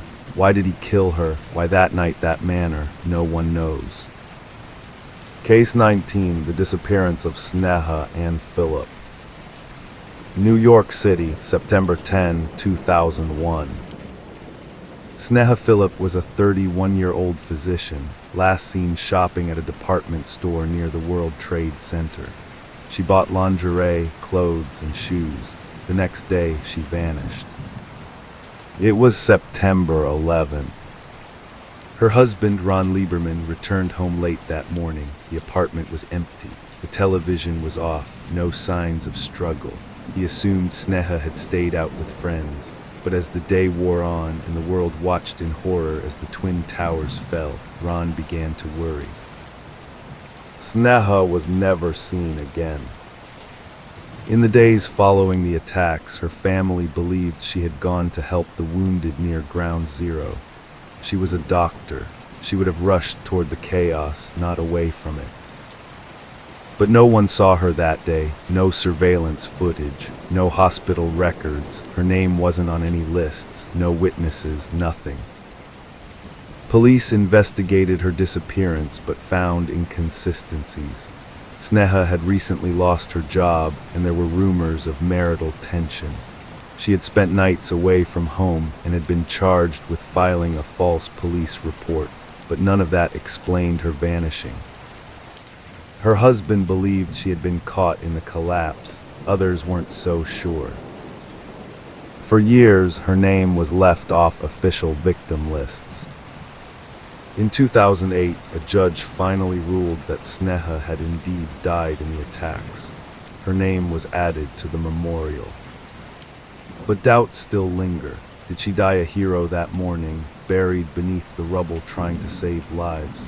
Or did she disappear in the chaos, taking advantage of the catastrophe to vanish forever? No trace of her has ever been found. Would you like me to continue generating more cases like this for your 1.5-hour goal? Case 20, The Vanishing of Robin Ann Graham, a gas station goodbye. Los Angeles, California, November 15, 1970. It was just after 2 in the morning. The Hollywood freeway glowed dim under scattered streetlights as traffic thinned. 18-year-old Robin Ann Graham was on her way home after spending the evening with her boyfriend. Her blue Pontiac had stalled along the southbound side of the freeway, just off the Santa Monica Boulevard ramp. She was alone. Her car wouldn't start, but help seemed close by. A California Highway Patrol officer spotted her vehicle around 2:15 a.m. He stopped to check on her. Robin seemed calm. She told the officer she had already called her parents from a nearby gas station and that they were on their way. The officer confirmed that the hood of the car was up. Everything seemed under control, so he left. That officer would be the last person ever known to speak with Robin Ann Graham. 15 minutes later, when her parents arrived, they found her car exactly where she said it would be. But Robin was gone. The hood was still up. The doors were locked. Her purse was still inside. There was no note, no sign of a struggle, just silence. Robin had vanished in the span of minutes. The police began an immediate investigation. Witnesses came forward. One woman claimed she had seen Robin speaking with a man in a white or light blue car, possibly a Corvette or Camaro, parked behind her stalled vehicle. The man was in his 20s, clean-cut, thin, but no one got a license plate. No one saw where they went. There were no security cameras, no cell phones, just darkness and unanswered questions. Robin's family insisted she had no reason to run away. She had just enrolled at Pierce College in Woodland Hills. She lived at home with her parents and younger siblings. She was close to her mother and had made plans to go Christmas shopping the next day. Nothing was out of the ordinary. Over time, speculation swirled. Some believed she had been abducted by a passing stranger. Others suspected the man in the sports car might have offered her a ride and taken her somewhere against her will. A few wondered if someone she knew had followed her that night. The California Highway Patrol quietly revised its policy after Robin's case. Officers were now required to remain with stranded female motorists until help arrived, but that came too late for Robin. Despite widespread media coverage and decades of searching, Robin Ann Graham was never seen or heard from again. No body, no trace, just an empty car beneath the dim orange lights of the freeway and a teenage girl who stepped into the night and disappeared. Case 21, the execution of James Byard Jr., a town torn apart. Jasper, Texas, June 7, 1998. James Byard Jr. was 49 years old. He lived in a small East Texas town known for its trees and its quiet streets. James had grown up in Jasper. He was a father, a singer in his church choir, and despite past struggles with alcohol, he was trying to rebuild his life. But on that early summer night, he accepted a ride that would end in one of the most brutal crimes in modern American history. James was walking home from a party when a pickup truck pulled up beside him. Inside were 3 white men, Sean Berry, Lawrence Brewer, and John King. James knew Sean from around town, so he got in. The truck didn't take him home. Instead, the men drove James to a remote logging road on the outskirts of Jasper. There, they beat him savagely. They sprayed his face with black paint. They urinated on him. Then they chained his ankles to the back of the truck and dragged him for over 3 miles along the asphalt. His body was torn apart. Eventually, his remains were dumped outside a black church cemetery. The crime shocked the nation. Police quickly arrested all three men. The evidence was overwhelming. Tire tracks, blood on the truck, chains, tools. And in the homes of Brewer and King, police found racist paraphernalia. Nazi flags, Klan literature, tattoos. Both had long histories of white supremacist beliefs. King, in particular, had just been released from prison, where he had joined a white gang and written letters full of hatred and threats. During the trial, prosecutors described the killing as a modern lynching. James Byard Jr. was targeted for the color of his skin and murdered in the most dehumanizing way possible. Sean Barry was sentenced to life in prison. Lawrence Brewer and John King were sentenced to death. Brewer was executed in 2011. Before his execution, he showed no remorse. King followed in 2019. He also maintained his innocence and refused to apologize. The murder of James Byard Jr. led to a wave of anger and sorrow across the country, but it also led to change. In 2009, President Obama signed the Matthew Shepard and James Byard Jr. Hate Crimes Prevention Act into law, expanding federal hate crime protections and allowing for prosecution of crimes motivated by race, religion, sexual orientation, and more. In Jasper, efforts were made to reconcile. Some community members worked to heal the town's fractured image, but the pain remained. James Byard Jr.'s death stands as a brutal reminder of the horrors that racism can inflict. A man simply trying to walk home was tortured and killed for no reason other than hate. Case 22, the tragic murder of Sylvia Likens. Indianapolis, Indiana, October 1965. 16-year-old Sylvia Likens was the daughter of carnival workers. She and her younger sister Jenny were left in the care of a woman named Gertrude Banisiewski while their parents worked out of state. Gertrude, a single mother of 7 children, agreed to take care of Sylvia and Jenny for $20 a week. At first, things seemed normal. Sylvia and Jenny went to school, helped around the house, and tried to adjust to life with Gertrude's large and chaotic family. But when the weekly payments arrived late, Gertrude's behavior changed. She began taking her frustration out on Sylvia. What started as verbal abuse quickly escalated. Gertrude began accusing Sylvia of lying and spreading rumors. She slapped her, hit her with belts, and deprived her of food. Soon, the other children in the home joined in. Gertrude encouraged it. Her own children and even neighborhood kids were invited to take part in Sylvia's punishment. The abuse became ritualistic. Sylvia was forced to sleep in the basement. She was denied food for days. Her body became weak, bruised, and emaciated. She was burned with cigarettes, scalded with hot water, and beaten repeatedly. She was made to eat feces. Gertrude even used a needle to carve obscenities into Sylvia's stomach while one of the boys held her down. Jenny, who was disabled due to polio, was also abused, but to a lesser extent. She was too scared to tell anyone what was happening. Sylvia, barely able to stand, tried to escape once but was caught and punished even more severely. Teachers noticed Sylvia's deteriorating condition, but Gertrude always had an excuse. She claimed Sylvia was a liar, a troublemaker, or that she had run away and returned bruised. No one pressed further. In October, after weeks of torture, Sylvia collapsed and could no longer move or speak coherently. Gertrude ordered the children to bathe her and put her back in the basement. That night, she died. Her body was covered in bruises, burns, and wounds. When police arrived, Gertrude tried to claim Sylvia had run away and returned in that condition. But Jenny, finally finding the courage to speak, whispered to one of the officers, "Get me out of here and I'll tell you everything." The story shocked the nation.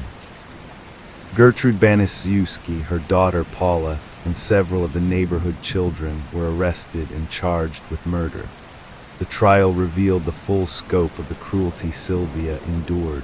Doctors testified that she had suffered over 100 separate injuries. Gertrude was convicted of first-degree murder and sentenced to life in prison. Paula received a reduced sentence after pleading guilty to voluntary manslaughter. Several of the children, some as young as 10, were sent to juvenile detention. Gertrude was released on parole in 1985 after serving just 20 years. She changed her name and moved to Iowa, where she lived quietly until her death in 1990. Her release caused outrage across the country. The murder of Sylvia Likens is often described as the worst crime ever committed against a child in the state of Indiana. It raised serious questions about the failure of schools, neighbors, and authorities to recognize and act on the signs of abuse. Sylvia never had a chance to grow up. She was a kind and hopeful teenager who was simply left in the wrong hands. Today, her story is taught in law enforcement and social work classes as a heartbreaking example of how abuse can be hidden in plain sight. A memorial was later dedicated to her at Willard Park in Indianapolis, bearing the words, "I see a child, I see all children." Case 23, the killing of Junko Furuta. Tokyo, Japan, November 1988. 17-year-old Junko Furuta was a bright and popular high school student in Tokyo. She had a part-time job, good grades, and dreams of a future. On November 25th, after finishing her shift at a convenience store, she disappeared on her way home. Junko never made it back. She had been kidnapped by 4 teenage boys, including Hiroshi Miyano, a local delinquent with ties to the Yakuza. They took her to a house in the Ice District. What followed was one of the most horrific and prolonged acts of torture ever recorded in Japan. For 44 days, Junko was held captive in the home, where she was repeatedly assaulted, beaten, and subjected to unimaginable torture. Her captors forced her to sleep in a freezer, set her legs on fire, and smashed her bones with dumbbells. She was sexually assaulted with foreign objects and left without medical care despite severe injuries. The boys forced her to call her mother and say she was staying with a friend. They threatened to kill her family if she tried to escape or scream. She endured the pain in silence. At one point, Junko tried to crawl to a telephone, but she was caught and punished brutally. Neighbors heard noises from the house but were too afraid to report anything. The parents of one of the boys lived there and did nothing to intervene. Junko's body deteriorated. She could no longer walk or use the bathroom. She begged her captors to kill her, but they kept her alive. On January 4th, 1989, after losing a game of mahjong, the boys beat her with an iron bar and poured lighter fluid over her body, setting her on fire. She died later that day. The next day, they placed her body in a 55-gallon drum, filled it with concrete, and dumped it in an abandoned lot. Her body wasn't found until later that month. Police had arrested Miyano for another unrelated assault. During questioning, he confessed, and soon the entire case unraveled. The crime horrified the nation. All 4 boys were arrested and charged. Despite the brutality of their actions, none were tried as adults due to their ages. The sentences ranged from 5 to 20 years. The public was outraged. Many believed justice had not been served. Junko's family never recovered. Her funeral was attended by classmates and teachers, many of whom couldn't comprehend how such cruelty could happen to someone they knew. Junko's school diploma was given to her posthumously. It was placed in her coffin along with the uniform she would have worn at graduation. Over time, the case became a symbol in Japan of the flaws in the justice system. It raised awareness about the treatment of juvenile offenders and led to calls for harsher penalties in extreme cases. Junko Furuta's story is not just a case of unimaginable suffering. It is a reminder of how cruelty can hide behind ordinary faces and how society sometimes fails to protect the innocent. Case 24, the murder of Skylar Neese. Star City, West Virginia, July 6, 2012. 16-year-old Skylar Neese was a bright student at University High School. She was known for her intelligence, wit, and loyal friendships. On the night of July 6th, she climbed out of her bedroom window around midnight. Surveillance footage showed her getting into a car parked outside her apartment. That was the last time she was seen alive. When her parents woke up the next morning and found her missing, they immediately called the police. At first, investigators treated it as a runaway case, but her family knew that wasn't right. Skylar left behind her phone charger, contact lenses, and other essentials. Nothing about her disappearance made sense. For months, there were no leads. Then slowly suspicions began to grow. Skylar's two best friends, Sheila Eddy and Rachel Schoaf, had been acting strangely. They claimed they picked Skylar up that night to drive around, but dropped her off near her home shortly after. Their stories were vague and inconsistent. 9 months passed with no answers. Then in January 2013, Rachel Schoaf cracked. She confessed to police that she and Sheila had planned Skylar's murder weeks in advance. The reason she gave was chilling. They just didn't want to be friends with her anymore. Rachel told investigators they lured Skylar into the woods of Pennsylvania under the guise of going for a walk. They had brought kitchen knives from their homes. On Rachel's signal, the two girls attacked Skylar, stabbing her more than 50 times. When it was over, they tried to bury her, but the ground was too hard, so they covered her body with branches and stones and left. Rachel led police to the site where Skylar's remains were found. Dental records confirmed the identity. The community was devastated. Sheila Eddy continued to act innocent for months, tweeting about missing her friend and even helping to distribute missing person flyers. But after Rachel's confession, Sheila was arrested. Both girls were charged with murder. Rachel pled guilty to second-degree murder and was sentenced to 30 years in prison. Sheila pled guilty to first-degree murder and received life with the possibility of parole after 15 years. The murder shocked the nation not just for its brutality, but for its lack of motive. Two teenage girls killed their best friend with cold calculation and no remorse. Skylar's parents fought to change the law after her death. In West Virginia at the time, an Amber Alert could not be issued unless there was clear evidence of abduction. Skylar's case helped change that. Now the state allows earlier intervention in missing teen cases. Skylar Neese is remembered as a bright, promising young woman whose life was cut short by those she trusted most. Her story serves as a haunting reminder of how cruelty can exist even in close friendships, and how sometimes there are no clear signs of the darkness brewing beneath the surface. To this day, people in Japan still remember her name and honor her memory, not just as a victim, but as a symbol of how deeply injustice can wound. Case 25, the massacre at the Texas Tower. Austin, Texas, August 1, 1966. On a hot summer day, Charles Whitman, a 25-year-old former Marine, climbed to the top of the University of Texas Tower, carrying a footlocker full of weapons, ammunition, and supplies. By the time his rampage ended, 16 people were dead and over 30 more wounded. It would go down as one of the first and deadliest mass shootings in American history. That morning, Whitman had already committed 2 murders. Before heading to campus, he stabbed his mother to death in her apartment. Then he returned home and killed his wife while she slept.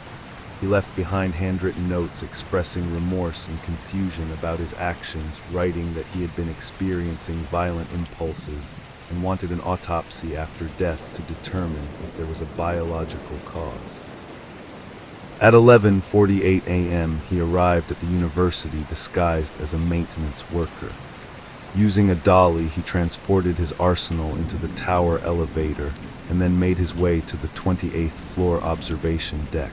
Once there, he barricaded the door and began his attack. For the next 96 minutes, Whitman rained gunfire on unsuspecting students, faculty, and bystanders. He fired at anyone who moved in the open. People were shot while crossing the plaza, attending to wounded victims, or even while walking blocks away. The terror spread quickly as people ducked behind trees, cars, and buildings. Law enforcement and civilians alike responded with return fire, trying to pin him down. Officers Ramiro Martinez and Houston McCoy managed to reach the top of the tower. At 1:24 p.m., they confronted Whitman and shot him dead. The entire ordeal left a deep scar on the community and the nation. Investigators found Whitman had been suffering from intense headaches and mood swings in the months leading up to the attack. An autopsy revealed a brain tumor pressing against his amygdala, the part of the brain associated with fear and aggression. While it could not be proven as the direct cause of his actions, it raised troubling questions about mental health and responsibility. In the years since the massacre, debates have continued about gun laws, mental illness, and campus safety. Memorials have been erected, and survivors have spoken out about their trauma and resilience. The Texas Tower shooting was one of the first instances of a mass shooting on a college campus, and it marked the beginning of a tragic trend that continues to haunt the United States to this day. What made it even more disturbing was the level of planning involved, and the realization that Whitman, a seemingly intelligent and accomplished young man, had harbored such dark, violent thoughts for so long. Case 26, the murder of D.D. Blanchard, the daughter who fought back. Springfield, Missouri, June 14, 2015. When police arrived at a small house on West Volunteer Way, they were responding to a Facebook post that had sent waves of confusion and horror across the internet. It read bluntly that bitch is dead. Friends of Claudine D.D. Blanchard were alarmed and contacted authorities. D.D. was known in the community as a devoted single mother to her sick and wheelchair-bound daughter Gypsy Rose. The two were local fixtures in charity events and received donations, housing, and even a trip to Disney World thanks to their compelling story. But when police entered the house, they found D.D. stabbed to death in her bed. Gypsy was missing.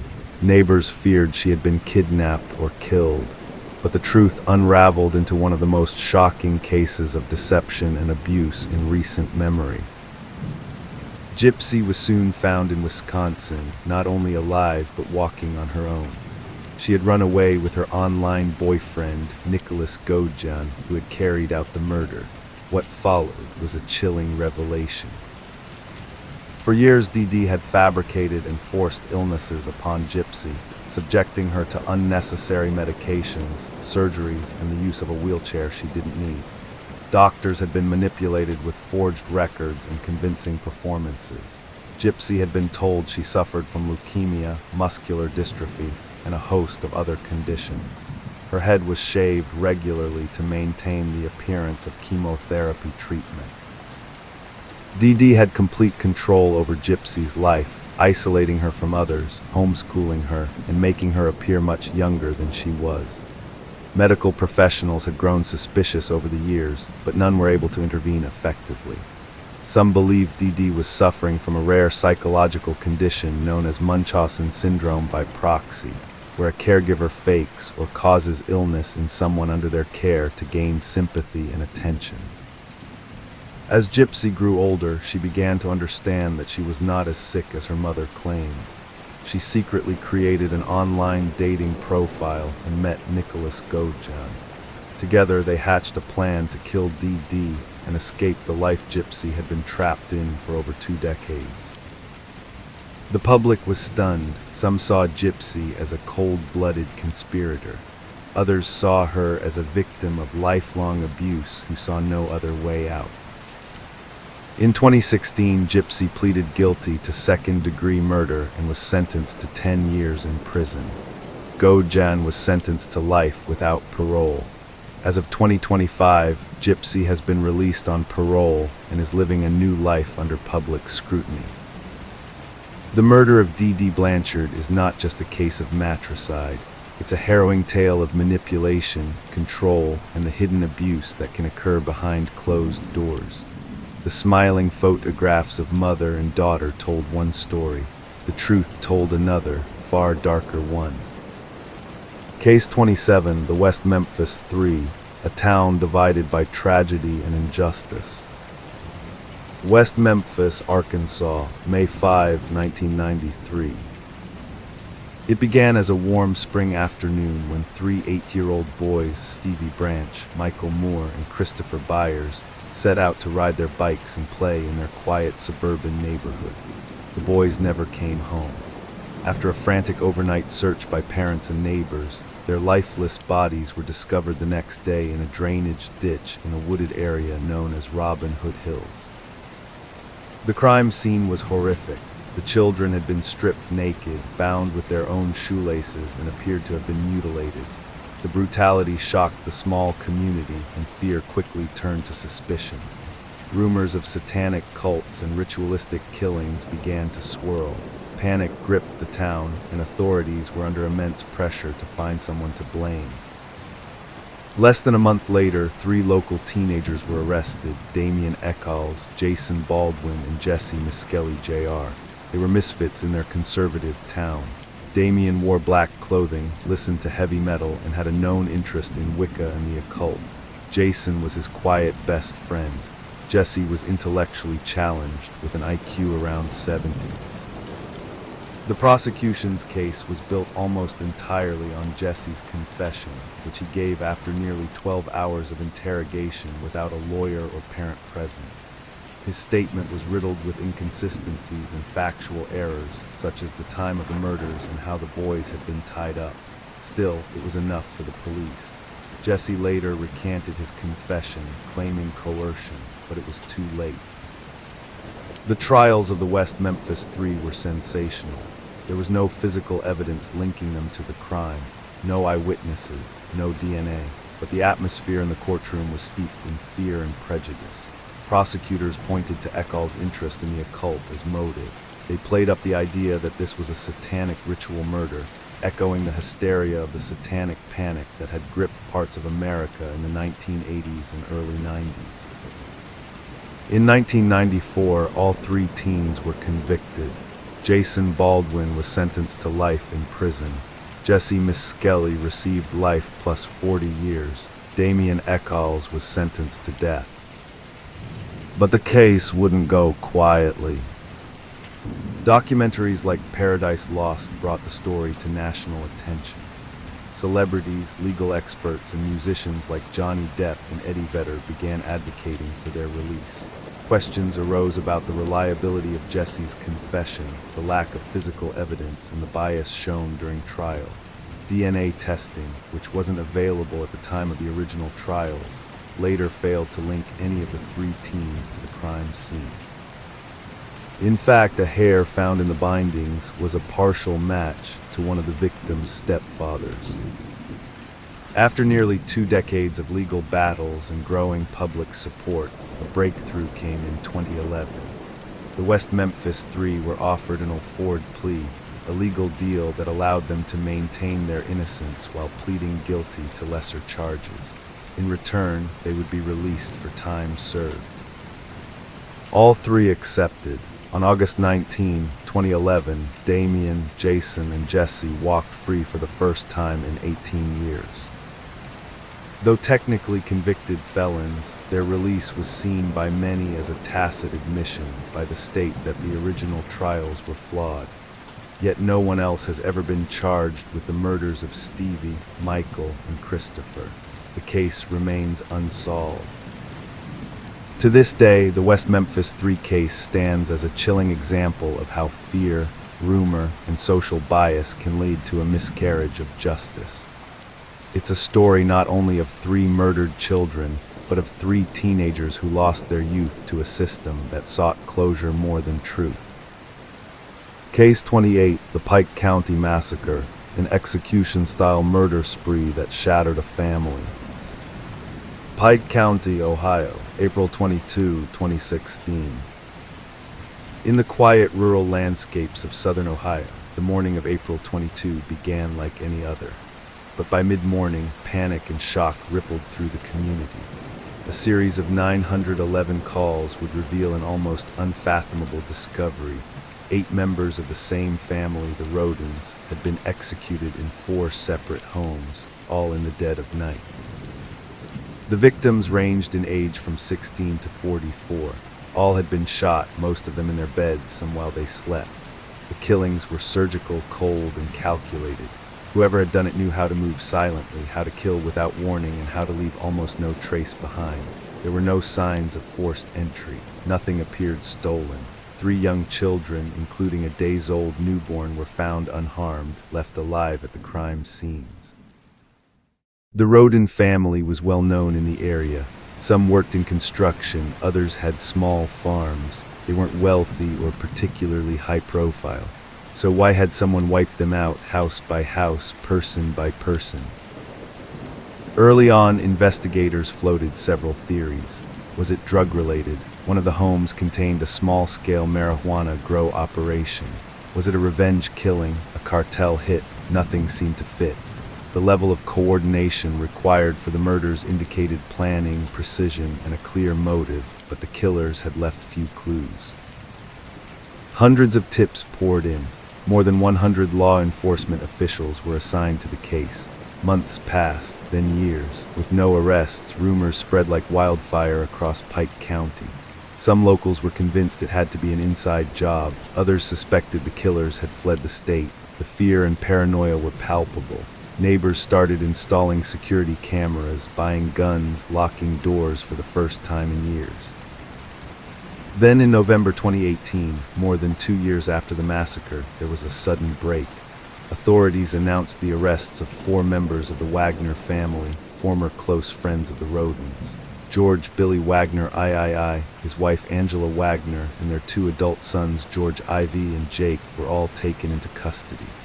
Each was charged with 8 counts of aggravated murder.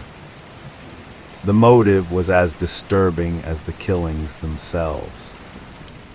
Investigators alleged that the murders were the result of a bitter custody dispute. Jake Wagner had a child with Hannah Roden, one of the victims. Prosecutors said the Wagners were obsessed with controlling the child's upbringing and believed the Rodens posed a threat to their access. Court documents and wiretaps later revealed the Wagners had spent months planning the murders. They purchased silencers, studied the Rodens' routines, and even forged custody documents in anticipation of Hannah's death. The level of premeditation shocked even seasoned law enforcement. In 2021, Jake Wagner pleaded guilty to all 8 murders in exchange for taking the death penalty off the table for himself and his family. As part of the deal, he agreed to testify against the others. His chilling testimony confirmed what prosecutors had long believed, that the massacre had been orchestrated with ruthless intent. Angela Wagner also pleaded guilty and accepted a life sentence. George Wagner IV went to trial and was convicted in 2022. Billy Wagner's trial is still pending. The Pike County Massacre was one of the most brutal and complex homicide investigations in Ohio's history. It tore apart 2 families who had once been intertwined and left a community forever scarred by violence and betrayal. The Rodens were killed not for money, not for drugs, but over a child. A child who is now growing up without a mother, surrounded by the ghosts of a tragedy that rocked a town and stunned a nation. Case 29, the kidnapping and murder of Lucy Blackman, Tokyo, Japan, 2000. Lucy Blackman was 21 years old when she vanished in the summer of 2000. She had recently moved from the UK to Japan with a close friend, wanting to explore the world, pay off debts, and try something new. In Tokyo, Lucy began working as a hostess at a club in the Roppongi Entertainment District, a popular area for foreigners. Being a hostess in Japan doesn't involve sex work, but it does mean entertaining male clients, making conversation, pouring drinks, and sometimes going on paid dates. Lucy didn't love the job, but she was doing well. She was tall, blonde, and striking. She stood out in Tokyo. She called her family in the UK often and stayed close to her friend and roommate Louise. On July 1st, 2000, Lucy told Louise she had a date with a wealthy client. She would be back in a few hours. She was never seen alive again. When Lucy didn't return, Louise panicked. Days passed. Lucy's family in England was alerted. Her father, Tim Blackman, flew to Tokyo within days and launched his own search. Her sister followed soon after. They walked the streets of Tokyo handing out flyers, holding press conferences, and pleading for information. The Tokyo police were slow to act at first. Lucy was an adult foreign woman working in a nightclub.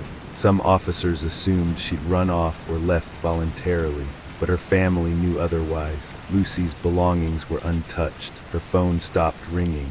Her bank accounts remained inactive. Then a chilling detail emerged. Just hours after Lucy vanished, her roommate Louise received a phone call.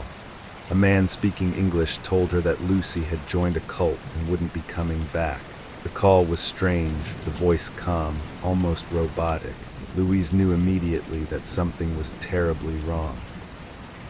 Months passed. Lucy's case gained international attention. The British media covered it extensively. Prime Minister Tony Blair, visiting Japan later that year, personally mentioned Lucy's case during meetings. Behind the scenes, police began narrowing in on a suspect, Joji Obara.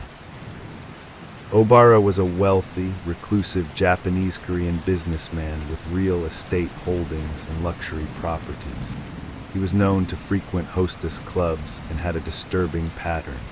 Multiple women had accused him of drugging and assaulting them over the years, but none of the cases had gone to trial. In October 2000, police arrested Obara on unrelated rape charges. They searched his properties. What they found was horrifying. Thousands of videotapes. The tapes were meticulously labeled and organized. Many featured unconscious women being assaulted, filmed without their knowledge. Some victims were foreigners, some were local. One was a young Australian woman named Karita Ridgway, who had died of liver failure in 1992. It now appeared she had been drugged and raped by Obara, just like the others. Despite the damning evidence, Lucy was still missing. Then, in February 2001, 7 months after she vanished, a breakthrough. Lucy's dismembered body was found buried in a seaside cave near Miura, south of Tokyo. Her head was encased in concrete. She had been mutilated and hidden with extreme care. DNA confirmed her identity. The discovery shattered her family. Obara was charged with multiple crimes, including the rape of 8 women and the deaths of Lucy Blackman and Karita Ridgway.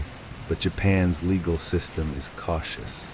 In 2007, after a long and complex trial, Joji Obara was convicted of multiple rapes and Karita's manslaughter. But he was acquitted of killing Lucy.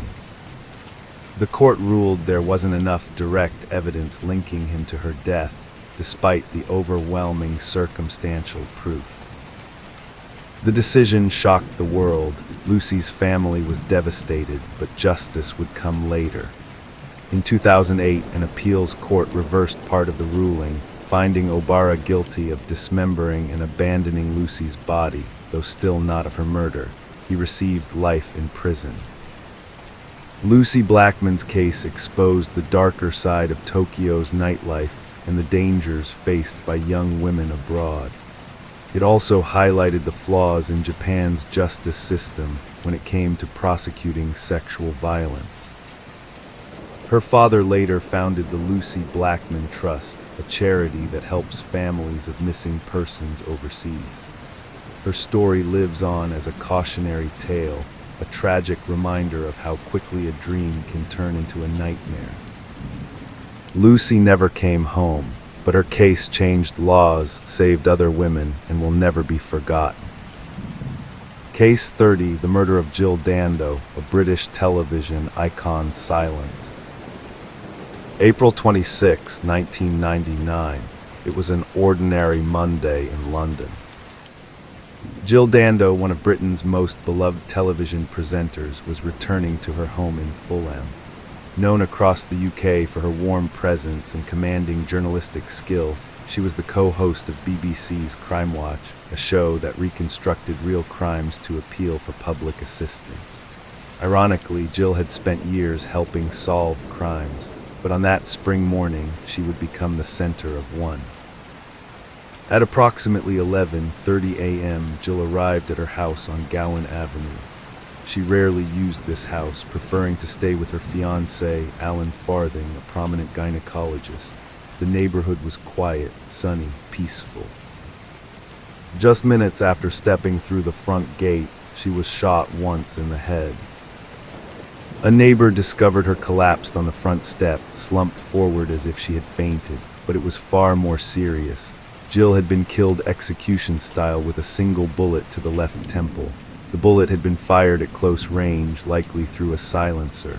There was no sign of a struggle, no theft. Her handbag remained untouched. Nothing had been taken. The country was stunned.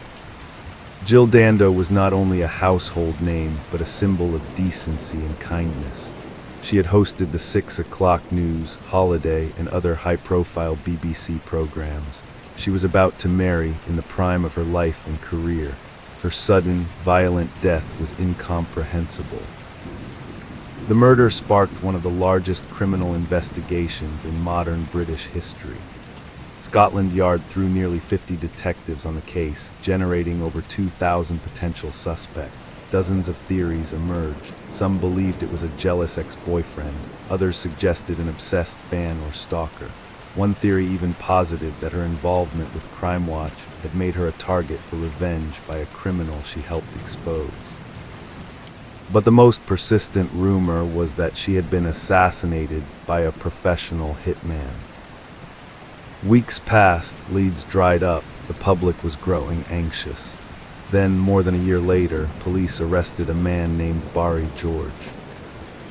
Barry George was a 40-year-old man with a long history of mental illness, petty crimes, and delusional behavior. He lived less than half a mile from Jill's home and had a record of stalking women, impersonating celebrities, and even falsely claiming to be a stuntman and SAS operative. When police searched his flat, they found a photograph of Jill cut from a magazine and a collection of weapons paraphernalia. More crucially, forensic investigators claimed to have found a single particle of gunshot residue in one of his coat pockets. It wasn't much, but prosecutors used it to build a circumstantial case. They portrayed George as a loner obsessed with fame, possibly with Jill herself, who had the motive and the proximity to commit the crime. In 2001, Barry George was convicted of Jill Dando's murder and sentenced to life in prison. But many believed the case was far from closed. Critics pointed out that the gunshot residue was minimal, far too little to conclusively link him to a shooting. There was no DNA, no eyewitnesses, no CCTV footage placing him at the scene. The timeline was shaky. The case, some argued, was built on character assumptions and media pressure rather than solid evidence. George maintained his innocence from the beginning. Years passed, then in 2007 his legal team appealed, challenging the reliability of the forensic evidence. The courts agreed. In 2008, after serving 7 years, Barry George's conviction was quashed. He was released from prison and later formally acquitted. Once again, Jill Dando's case was unsolved. Since then, Scotland Yard has reopened the investigation multiple times, chasing down new leads. Some investigators have revisited the theory of a professional hit, possibly linked to Jill's charity work with refugees from the Balkans. She had recently filmed a BBC segment about the Kosovo conflict and had received vague threats. Could a foreign agent have silenced her? Others point to a more likely scenario. a random act of violence by someone who simply wanted to kill and disappear. But there is no definitive proof. The murder weapon was never found. No one has been charged since. Jill Dando's family has grieved in quiet frustration, seeking closure that has never arrived. Her murder remains one of Britain's most haunting unsolved crimes. A beloved figure, gunned down in broad daylight with no clear motive, no concrete suspect, and no justice. Over 2 decades later, the question remains: who killed Jill Dando and why? Case 31, the Snowtown Murders, Australia's most chilling serial killings. In the late 1990s, the small, rural town of Snowtown in South Australia became forever associated with one of the country's most gruesome series of crimes. The murders, often referred to as the Snowtown Murders or bodies in barrels, involved torture, manipulation, and a disturbing mix of vigilante justice and calculated cruelty. At the center of it all was John Bunting. Born in Queensland, Bunting had a history of extreme views, especially toward pedophiles and homosexuals. He presented himself as a protector of the innocent, someone who stood against what he saw as the moral decay of society. But what began as angry rhetoric turned into something far darker. Bunting moved to Adelaide in the 1990s, where he built a small circle of followers. Among them were Robert Wagner, a loyal and violent accomplice, and James Vlasakis, a teenager who would eventually help carry out many of the killings. Another participant was Mark Haydon, whose role was more passive but still complicit. These men became Bunting's tools, helping him carry out a campaign of murder that targeted people he claimed were pedophiles, abusers, or simply undesirable. But not all of the victims were guilty of the accusations Bunting made against them. In fact, many of the murdered individuals had no known history of abuse or wrongdoing. Some were vulnerable members of the community, people struggling with mental illness or addiction. Some were even connected to the group personally, and some were killed simply to gain access to their government welfare payments. The killings began in 1992 with Clinton Trezise, a young man who was found buried in a shallow grave. It would take years before his murder was connected to Bunting. Over the next several years, more people began disappearing. Among them were Barry Lane, a gay man who had once been in a relationship with Wagner, and Michael Gardner, a man with mental disabilities. These men were tortured before they were killed, with some forced to call family members and read scripted messages to suggest they were alive and well, delaying suspicion and buying time for the killers. Perhaps most disturbing was how methodical the group became. Victims were not only murdered, they were interrogated, mocked, and subjected to cruel abuse. Bunting kept detailed records of the killings and encouraged his followers to take part, creating an environment of shared guilt and control. They stored many of the bodies in barrels filled with acid, which were eventually hidden in a disused bank vault in the town of Snowtown. By 1999, a total of 12 people had been murdered. The killings were finally exposed when Vlasakis, under pressure and guilt, confessed to police. He revealed the location of the bodies and detailed the gruesome actions of the group.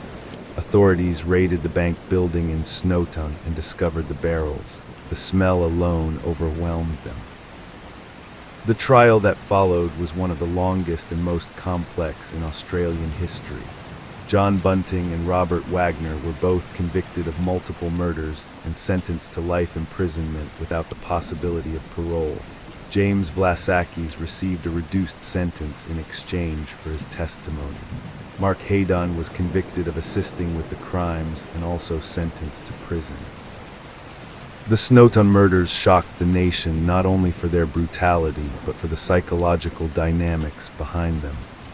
This wasn't a case of a lone killer operating in secret. It was a network, a cult-like group bound by shared ideology, fear, and manipulation. What makes the case particularly chilling is how it challenged assumptions about justice and morality. Bunting convinced himself and others that they were doing good, cleansing society of its worst members. but his crusade quickly warped into murder for profit, power, and perverse pleasure. Innocent people died because they were different, because they were vulnerable, or simply because they had what the killers wanted. Today, the disused bank in Snowtown stands as a grim reminder of the horrors that unfolded there. The town itself has struggled with the legacy, forever marked by the crimes that happened under its roof.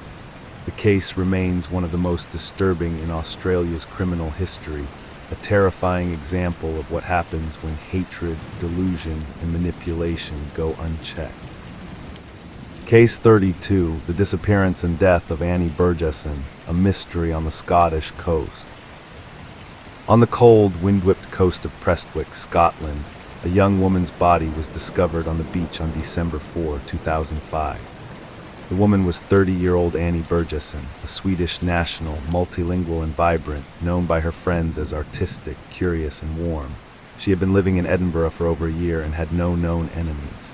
Her death was initially ruled as a suicide by drowning, but nearly 2 decades later, serious doubts still swirl around that conclusion.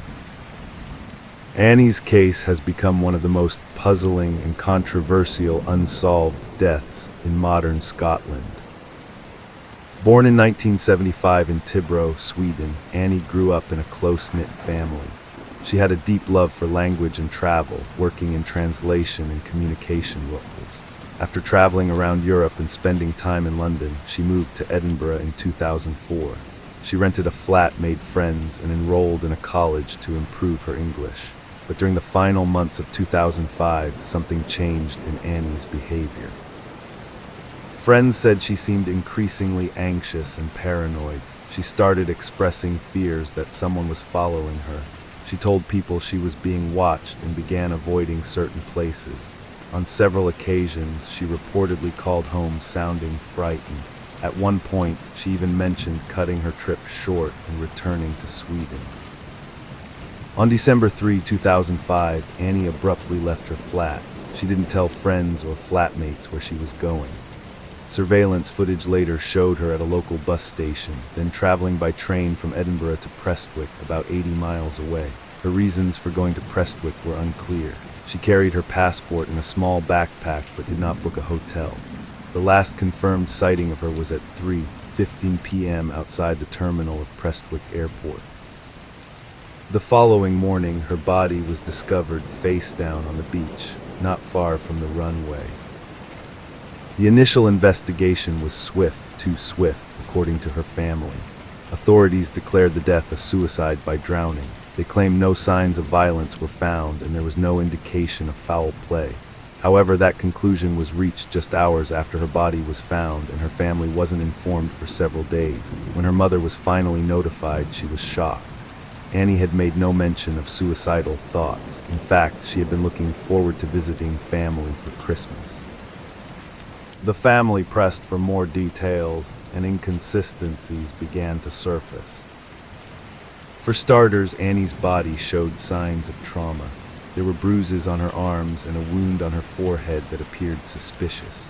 Her backpack was missing. Her wallet and mobile phone were never recovered. Most disturbingly, her body appeared strangely well preserved, despite allegedly having spent hours or possibly overnight in seawater.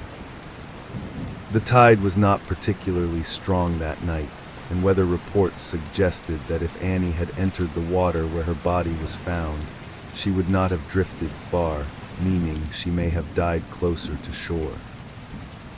Swedish investigators brought in by the family reviewed the case and concluded that the death should be reconsidered. They noted that Annie's phone records showed her phone was active hours after her presumed death, with text messages being sent and received. The airport CCTV system had key footage missing, particularly during the time when Annie was last seen. Her family also learned that her hair had been cut off after death, a detail that had never been explained. Another strange twist came from Annie's internet activity.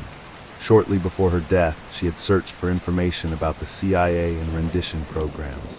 2005 was the height of the post-9/11 global war on terror, and Prestwick Airport was later revealed to have been used by the CIA for covert flights involving detainees. Some speculated, with little evidence, that Annie may have seen or learned something she wasn't supposed to. The theory was labeled as far-fetched by police, but persisted among journalists and online investigators. There were also unanswered questions about Annie's time in Edinburgh. Some friends believed she may have been in a troubled romantic relationship or had fallen in with people she didn't trust.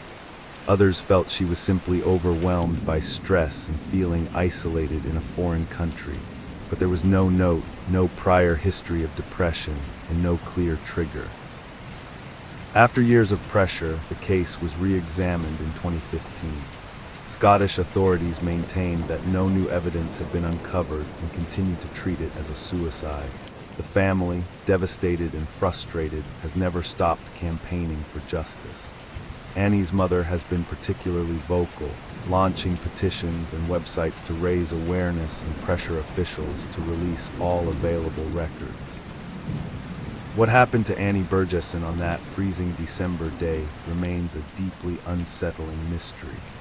Was she a victim of mental illness and suicide, as authorities suggest, or was she the target of foul play, murdered and left on the beach with authorities eager to close the file? The case is a painful reminder of how easily details can be overlooked when death is too quickly labeled a suicide. It speaks to the gaps that often appear between official conclusions and the truths families live with for decades. As of today, Annie Burgesson's case remains closed by the police, but open in the minds of many. A vibrant, intelligent young woman walked alone onto a beach and into history, leaving behind a trail of contradictions, grief, and unanswered questions. Case 33, the disappearance and murder of Sarah MacDiarmid, a vanishing on the train platform. On the night of July 11, 1990, 23-year-old Sarah MacDiarmid vanished from a suburban train station in Melbourne, Australia. She had just spent the evening with two friends playing tennis, laughing and chatting, and was heading home like she had so many times before. But something happened in the few minutes between stepping off the train and walking to her car in the station's parking lot. She was never seen again. Sarah was born in Scotland and immigrated with her family to Australia as a child. She was bright, athletic, and well-liked, with a strong sense of independence. She lived with her parents in Kew, a suburb of Melbourne, and worked at a local law firm. On that evening, she joined her friends at a nearby tennis club and afterward caught a train back toward home. Her friends exited the train at Bonbeach Station, while Sarah stayed on to travel 2 more stops to her car parked at the end of the line, the isolated, dimly lit Cannonook Station. That was where her trail ended. Sometime between getting off the train and walking the short distance to her red Honda Civic, Sarah vanished. Witnesses later reported hearing a woman screaming near the parking lot around 10:20 p.m. One man claimed to have heard a woman's voice yelling, "Give me back my keys," followed by more screaming and then silence. When police arrived at the station early the next morning, they found blood stains on the ground near Sarah's car. There were drag marks through the dirt and grass leading away from the car park. Her car was locked and her belongings were inside, but there was no sign of Sarah. The case sparked one of the largest missing persons investigations in Australian history. Police combed the area, used helicopters, dive teams, and hundreds of volunteers to search the bushland and coastal regions nearby. A massive campaign was launched, with Sarah's parents appearing on national television pleading for help. The slogan, "Help Find Sarah," became widely known across the country. Despite all efforts, the trail went cold. Detectives believed Sarah had been abducted and likely murdered at the train station. But who was responsible, and how did it happen so quickly in such a narrow window of time? Theories began to emerge. One focused on known violent offenders operating in Victoria at the time. Several men were considered persons of interest, including Paul Denner, a serial killer who murdered 3 women in 1993 in the same region. Denner was known to stalk and attack women in isolated locations, Although Denner never confessed to killing Sarah, some investigators have long suspected he may have been involved. He has refused to cooperate with police in relation to Sarah's case. Another theory pointed to a stranger abduction, possibly someone who had been watching the train station or noticed Sarah arriving alone. Kananook Station had a reputation for being poorly lit and unsafe at night. Sarah's decision to leave her car there, while not unusual, may have unknowingly placed her in danger. A third theory involved a possible acquaintance. Some speculated Sarah may have known her attacker or been followed from the train, but police never uncovered any viable suspects within her social or professional circle. Over the years, the MacDiarmid family refused to give up. They campaigned for improved safety on public transport, helped establish Crime Stoppers in Victoria, and continued to appeal for new information. In 2004, a coronial inquest was held. The coroner ruled that Sarah had likely been murdered, though no evidence was presented to suggest who was responsible. The case remained officially unsolved. In 2010, 2 decades after her disappearance, Victoria Police announced a $1 million reward for information leading to the conviction of Sarah's killer. It remains one of the largest rewards in Australian criminal history. Several tips were received, but none led to a breakthrough. Despite the passage of time, Sarah's case remains active. Detectives continue to investigate, and the reward still stands. Her parents, who passed away without ever knowing the truth, always believed someone out there knew what happened. Someone saw something that night. Someone never came forward.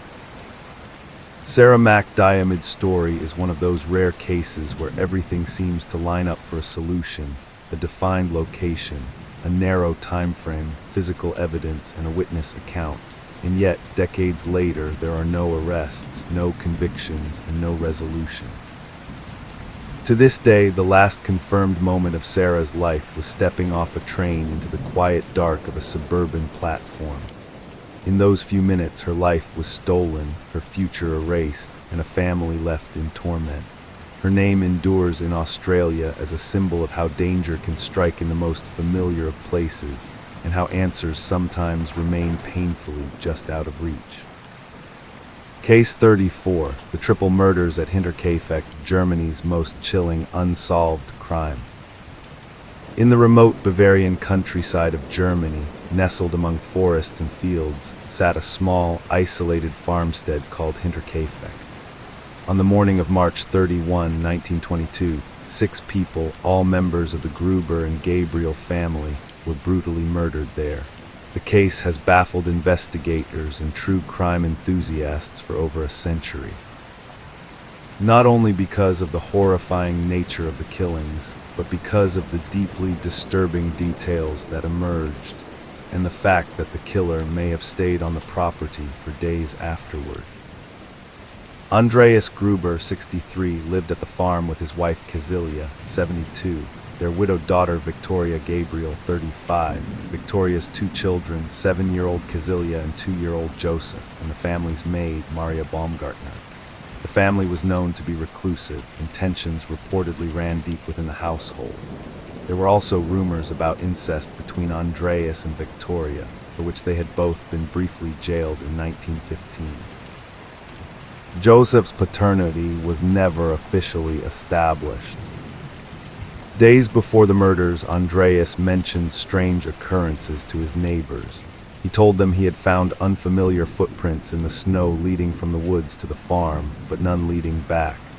He also said he heard footsteps in the attic, found an unfamiliar newspaper on the porch, and that the keys to the house had mysteriously vanished. He dismissed these things, but they left him shaken. On the evening of March 31, someone lured Andreas, Kazilia, Victoria, and little Kazilia into the barn one by one, where each was slaughtered with a heavy mattock, a kind of pickaxe. The killer then entered the house and murdered the maid Maria, who had only started her job that very day, and finally the youngest victim, 2-year-old Joseph, who was killed in his crib. The bodies were not discovered until April 4, after neighbors noticed the family had not been seen for several days. The mail had piled up. Victoria hadn't shown up to church. The older Cecilia had missed school.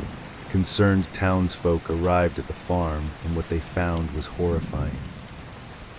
The bodies in the barn had been covered with hay. In the house, Maria's corpse was hidden under a sheet, and Joseph had been tucked under his blankets. But the most unsettling part was this: evidence suggested the killer had stayed on the farm for days after the murders. Neighbors had seen smoke rising from the chimney. Food had been eaten from the kitchen. The cattle had been fed. Even the dog had been let out. The investigation began, but in 1922, forensic techniques were rudimentary. The scene was chaotic. Dozens of townspeople had walked through the house before police secured it. Important clues were likely destroyed. Suspicion quickly spread. Victoria had a rumored lover, Lawrence Schlittenbauer, who was allegedly Joseph's real father. Some believed he committed the murders out of jealousy or rage. He had a key to the house and had helped discover the bodies, but nothing could be proven. He was questioned several times but never arrested. Others believed it could have been a transient worker or someone who had long harbored hatred toward Andreas Gruber, who was known to be abusive and violent. Some theorized it was a revenge killing, or that multiple people were involved. In 1923, the farmstead was demolished. During the demolition, investigators found the murder weapon hidden in the attic. A skull fragment was also discovered, raising further questions about the thoroughness of the original investigation. In a bizarre turn, the skulls of the victims had been removed and sent to Munich for analysis, but were lost during World War II and never returned.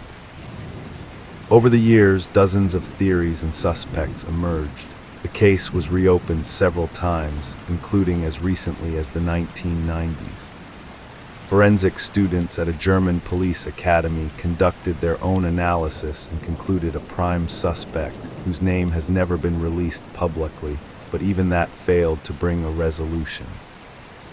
The Hinterkaifeck murders have haunted Germany for over 100 years.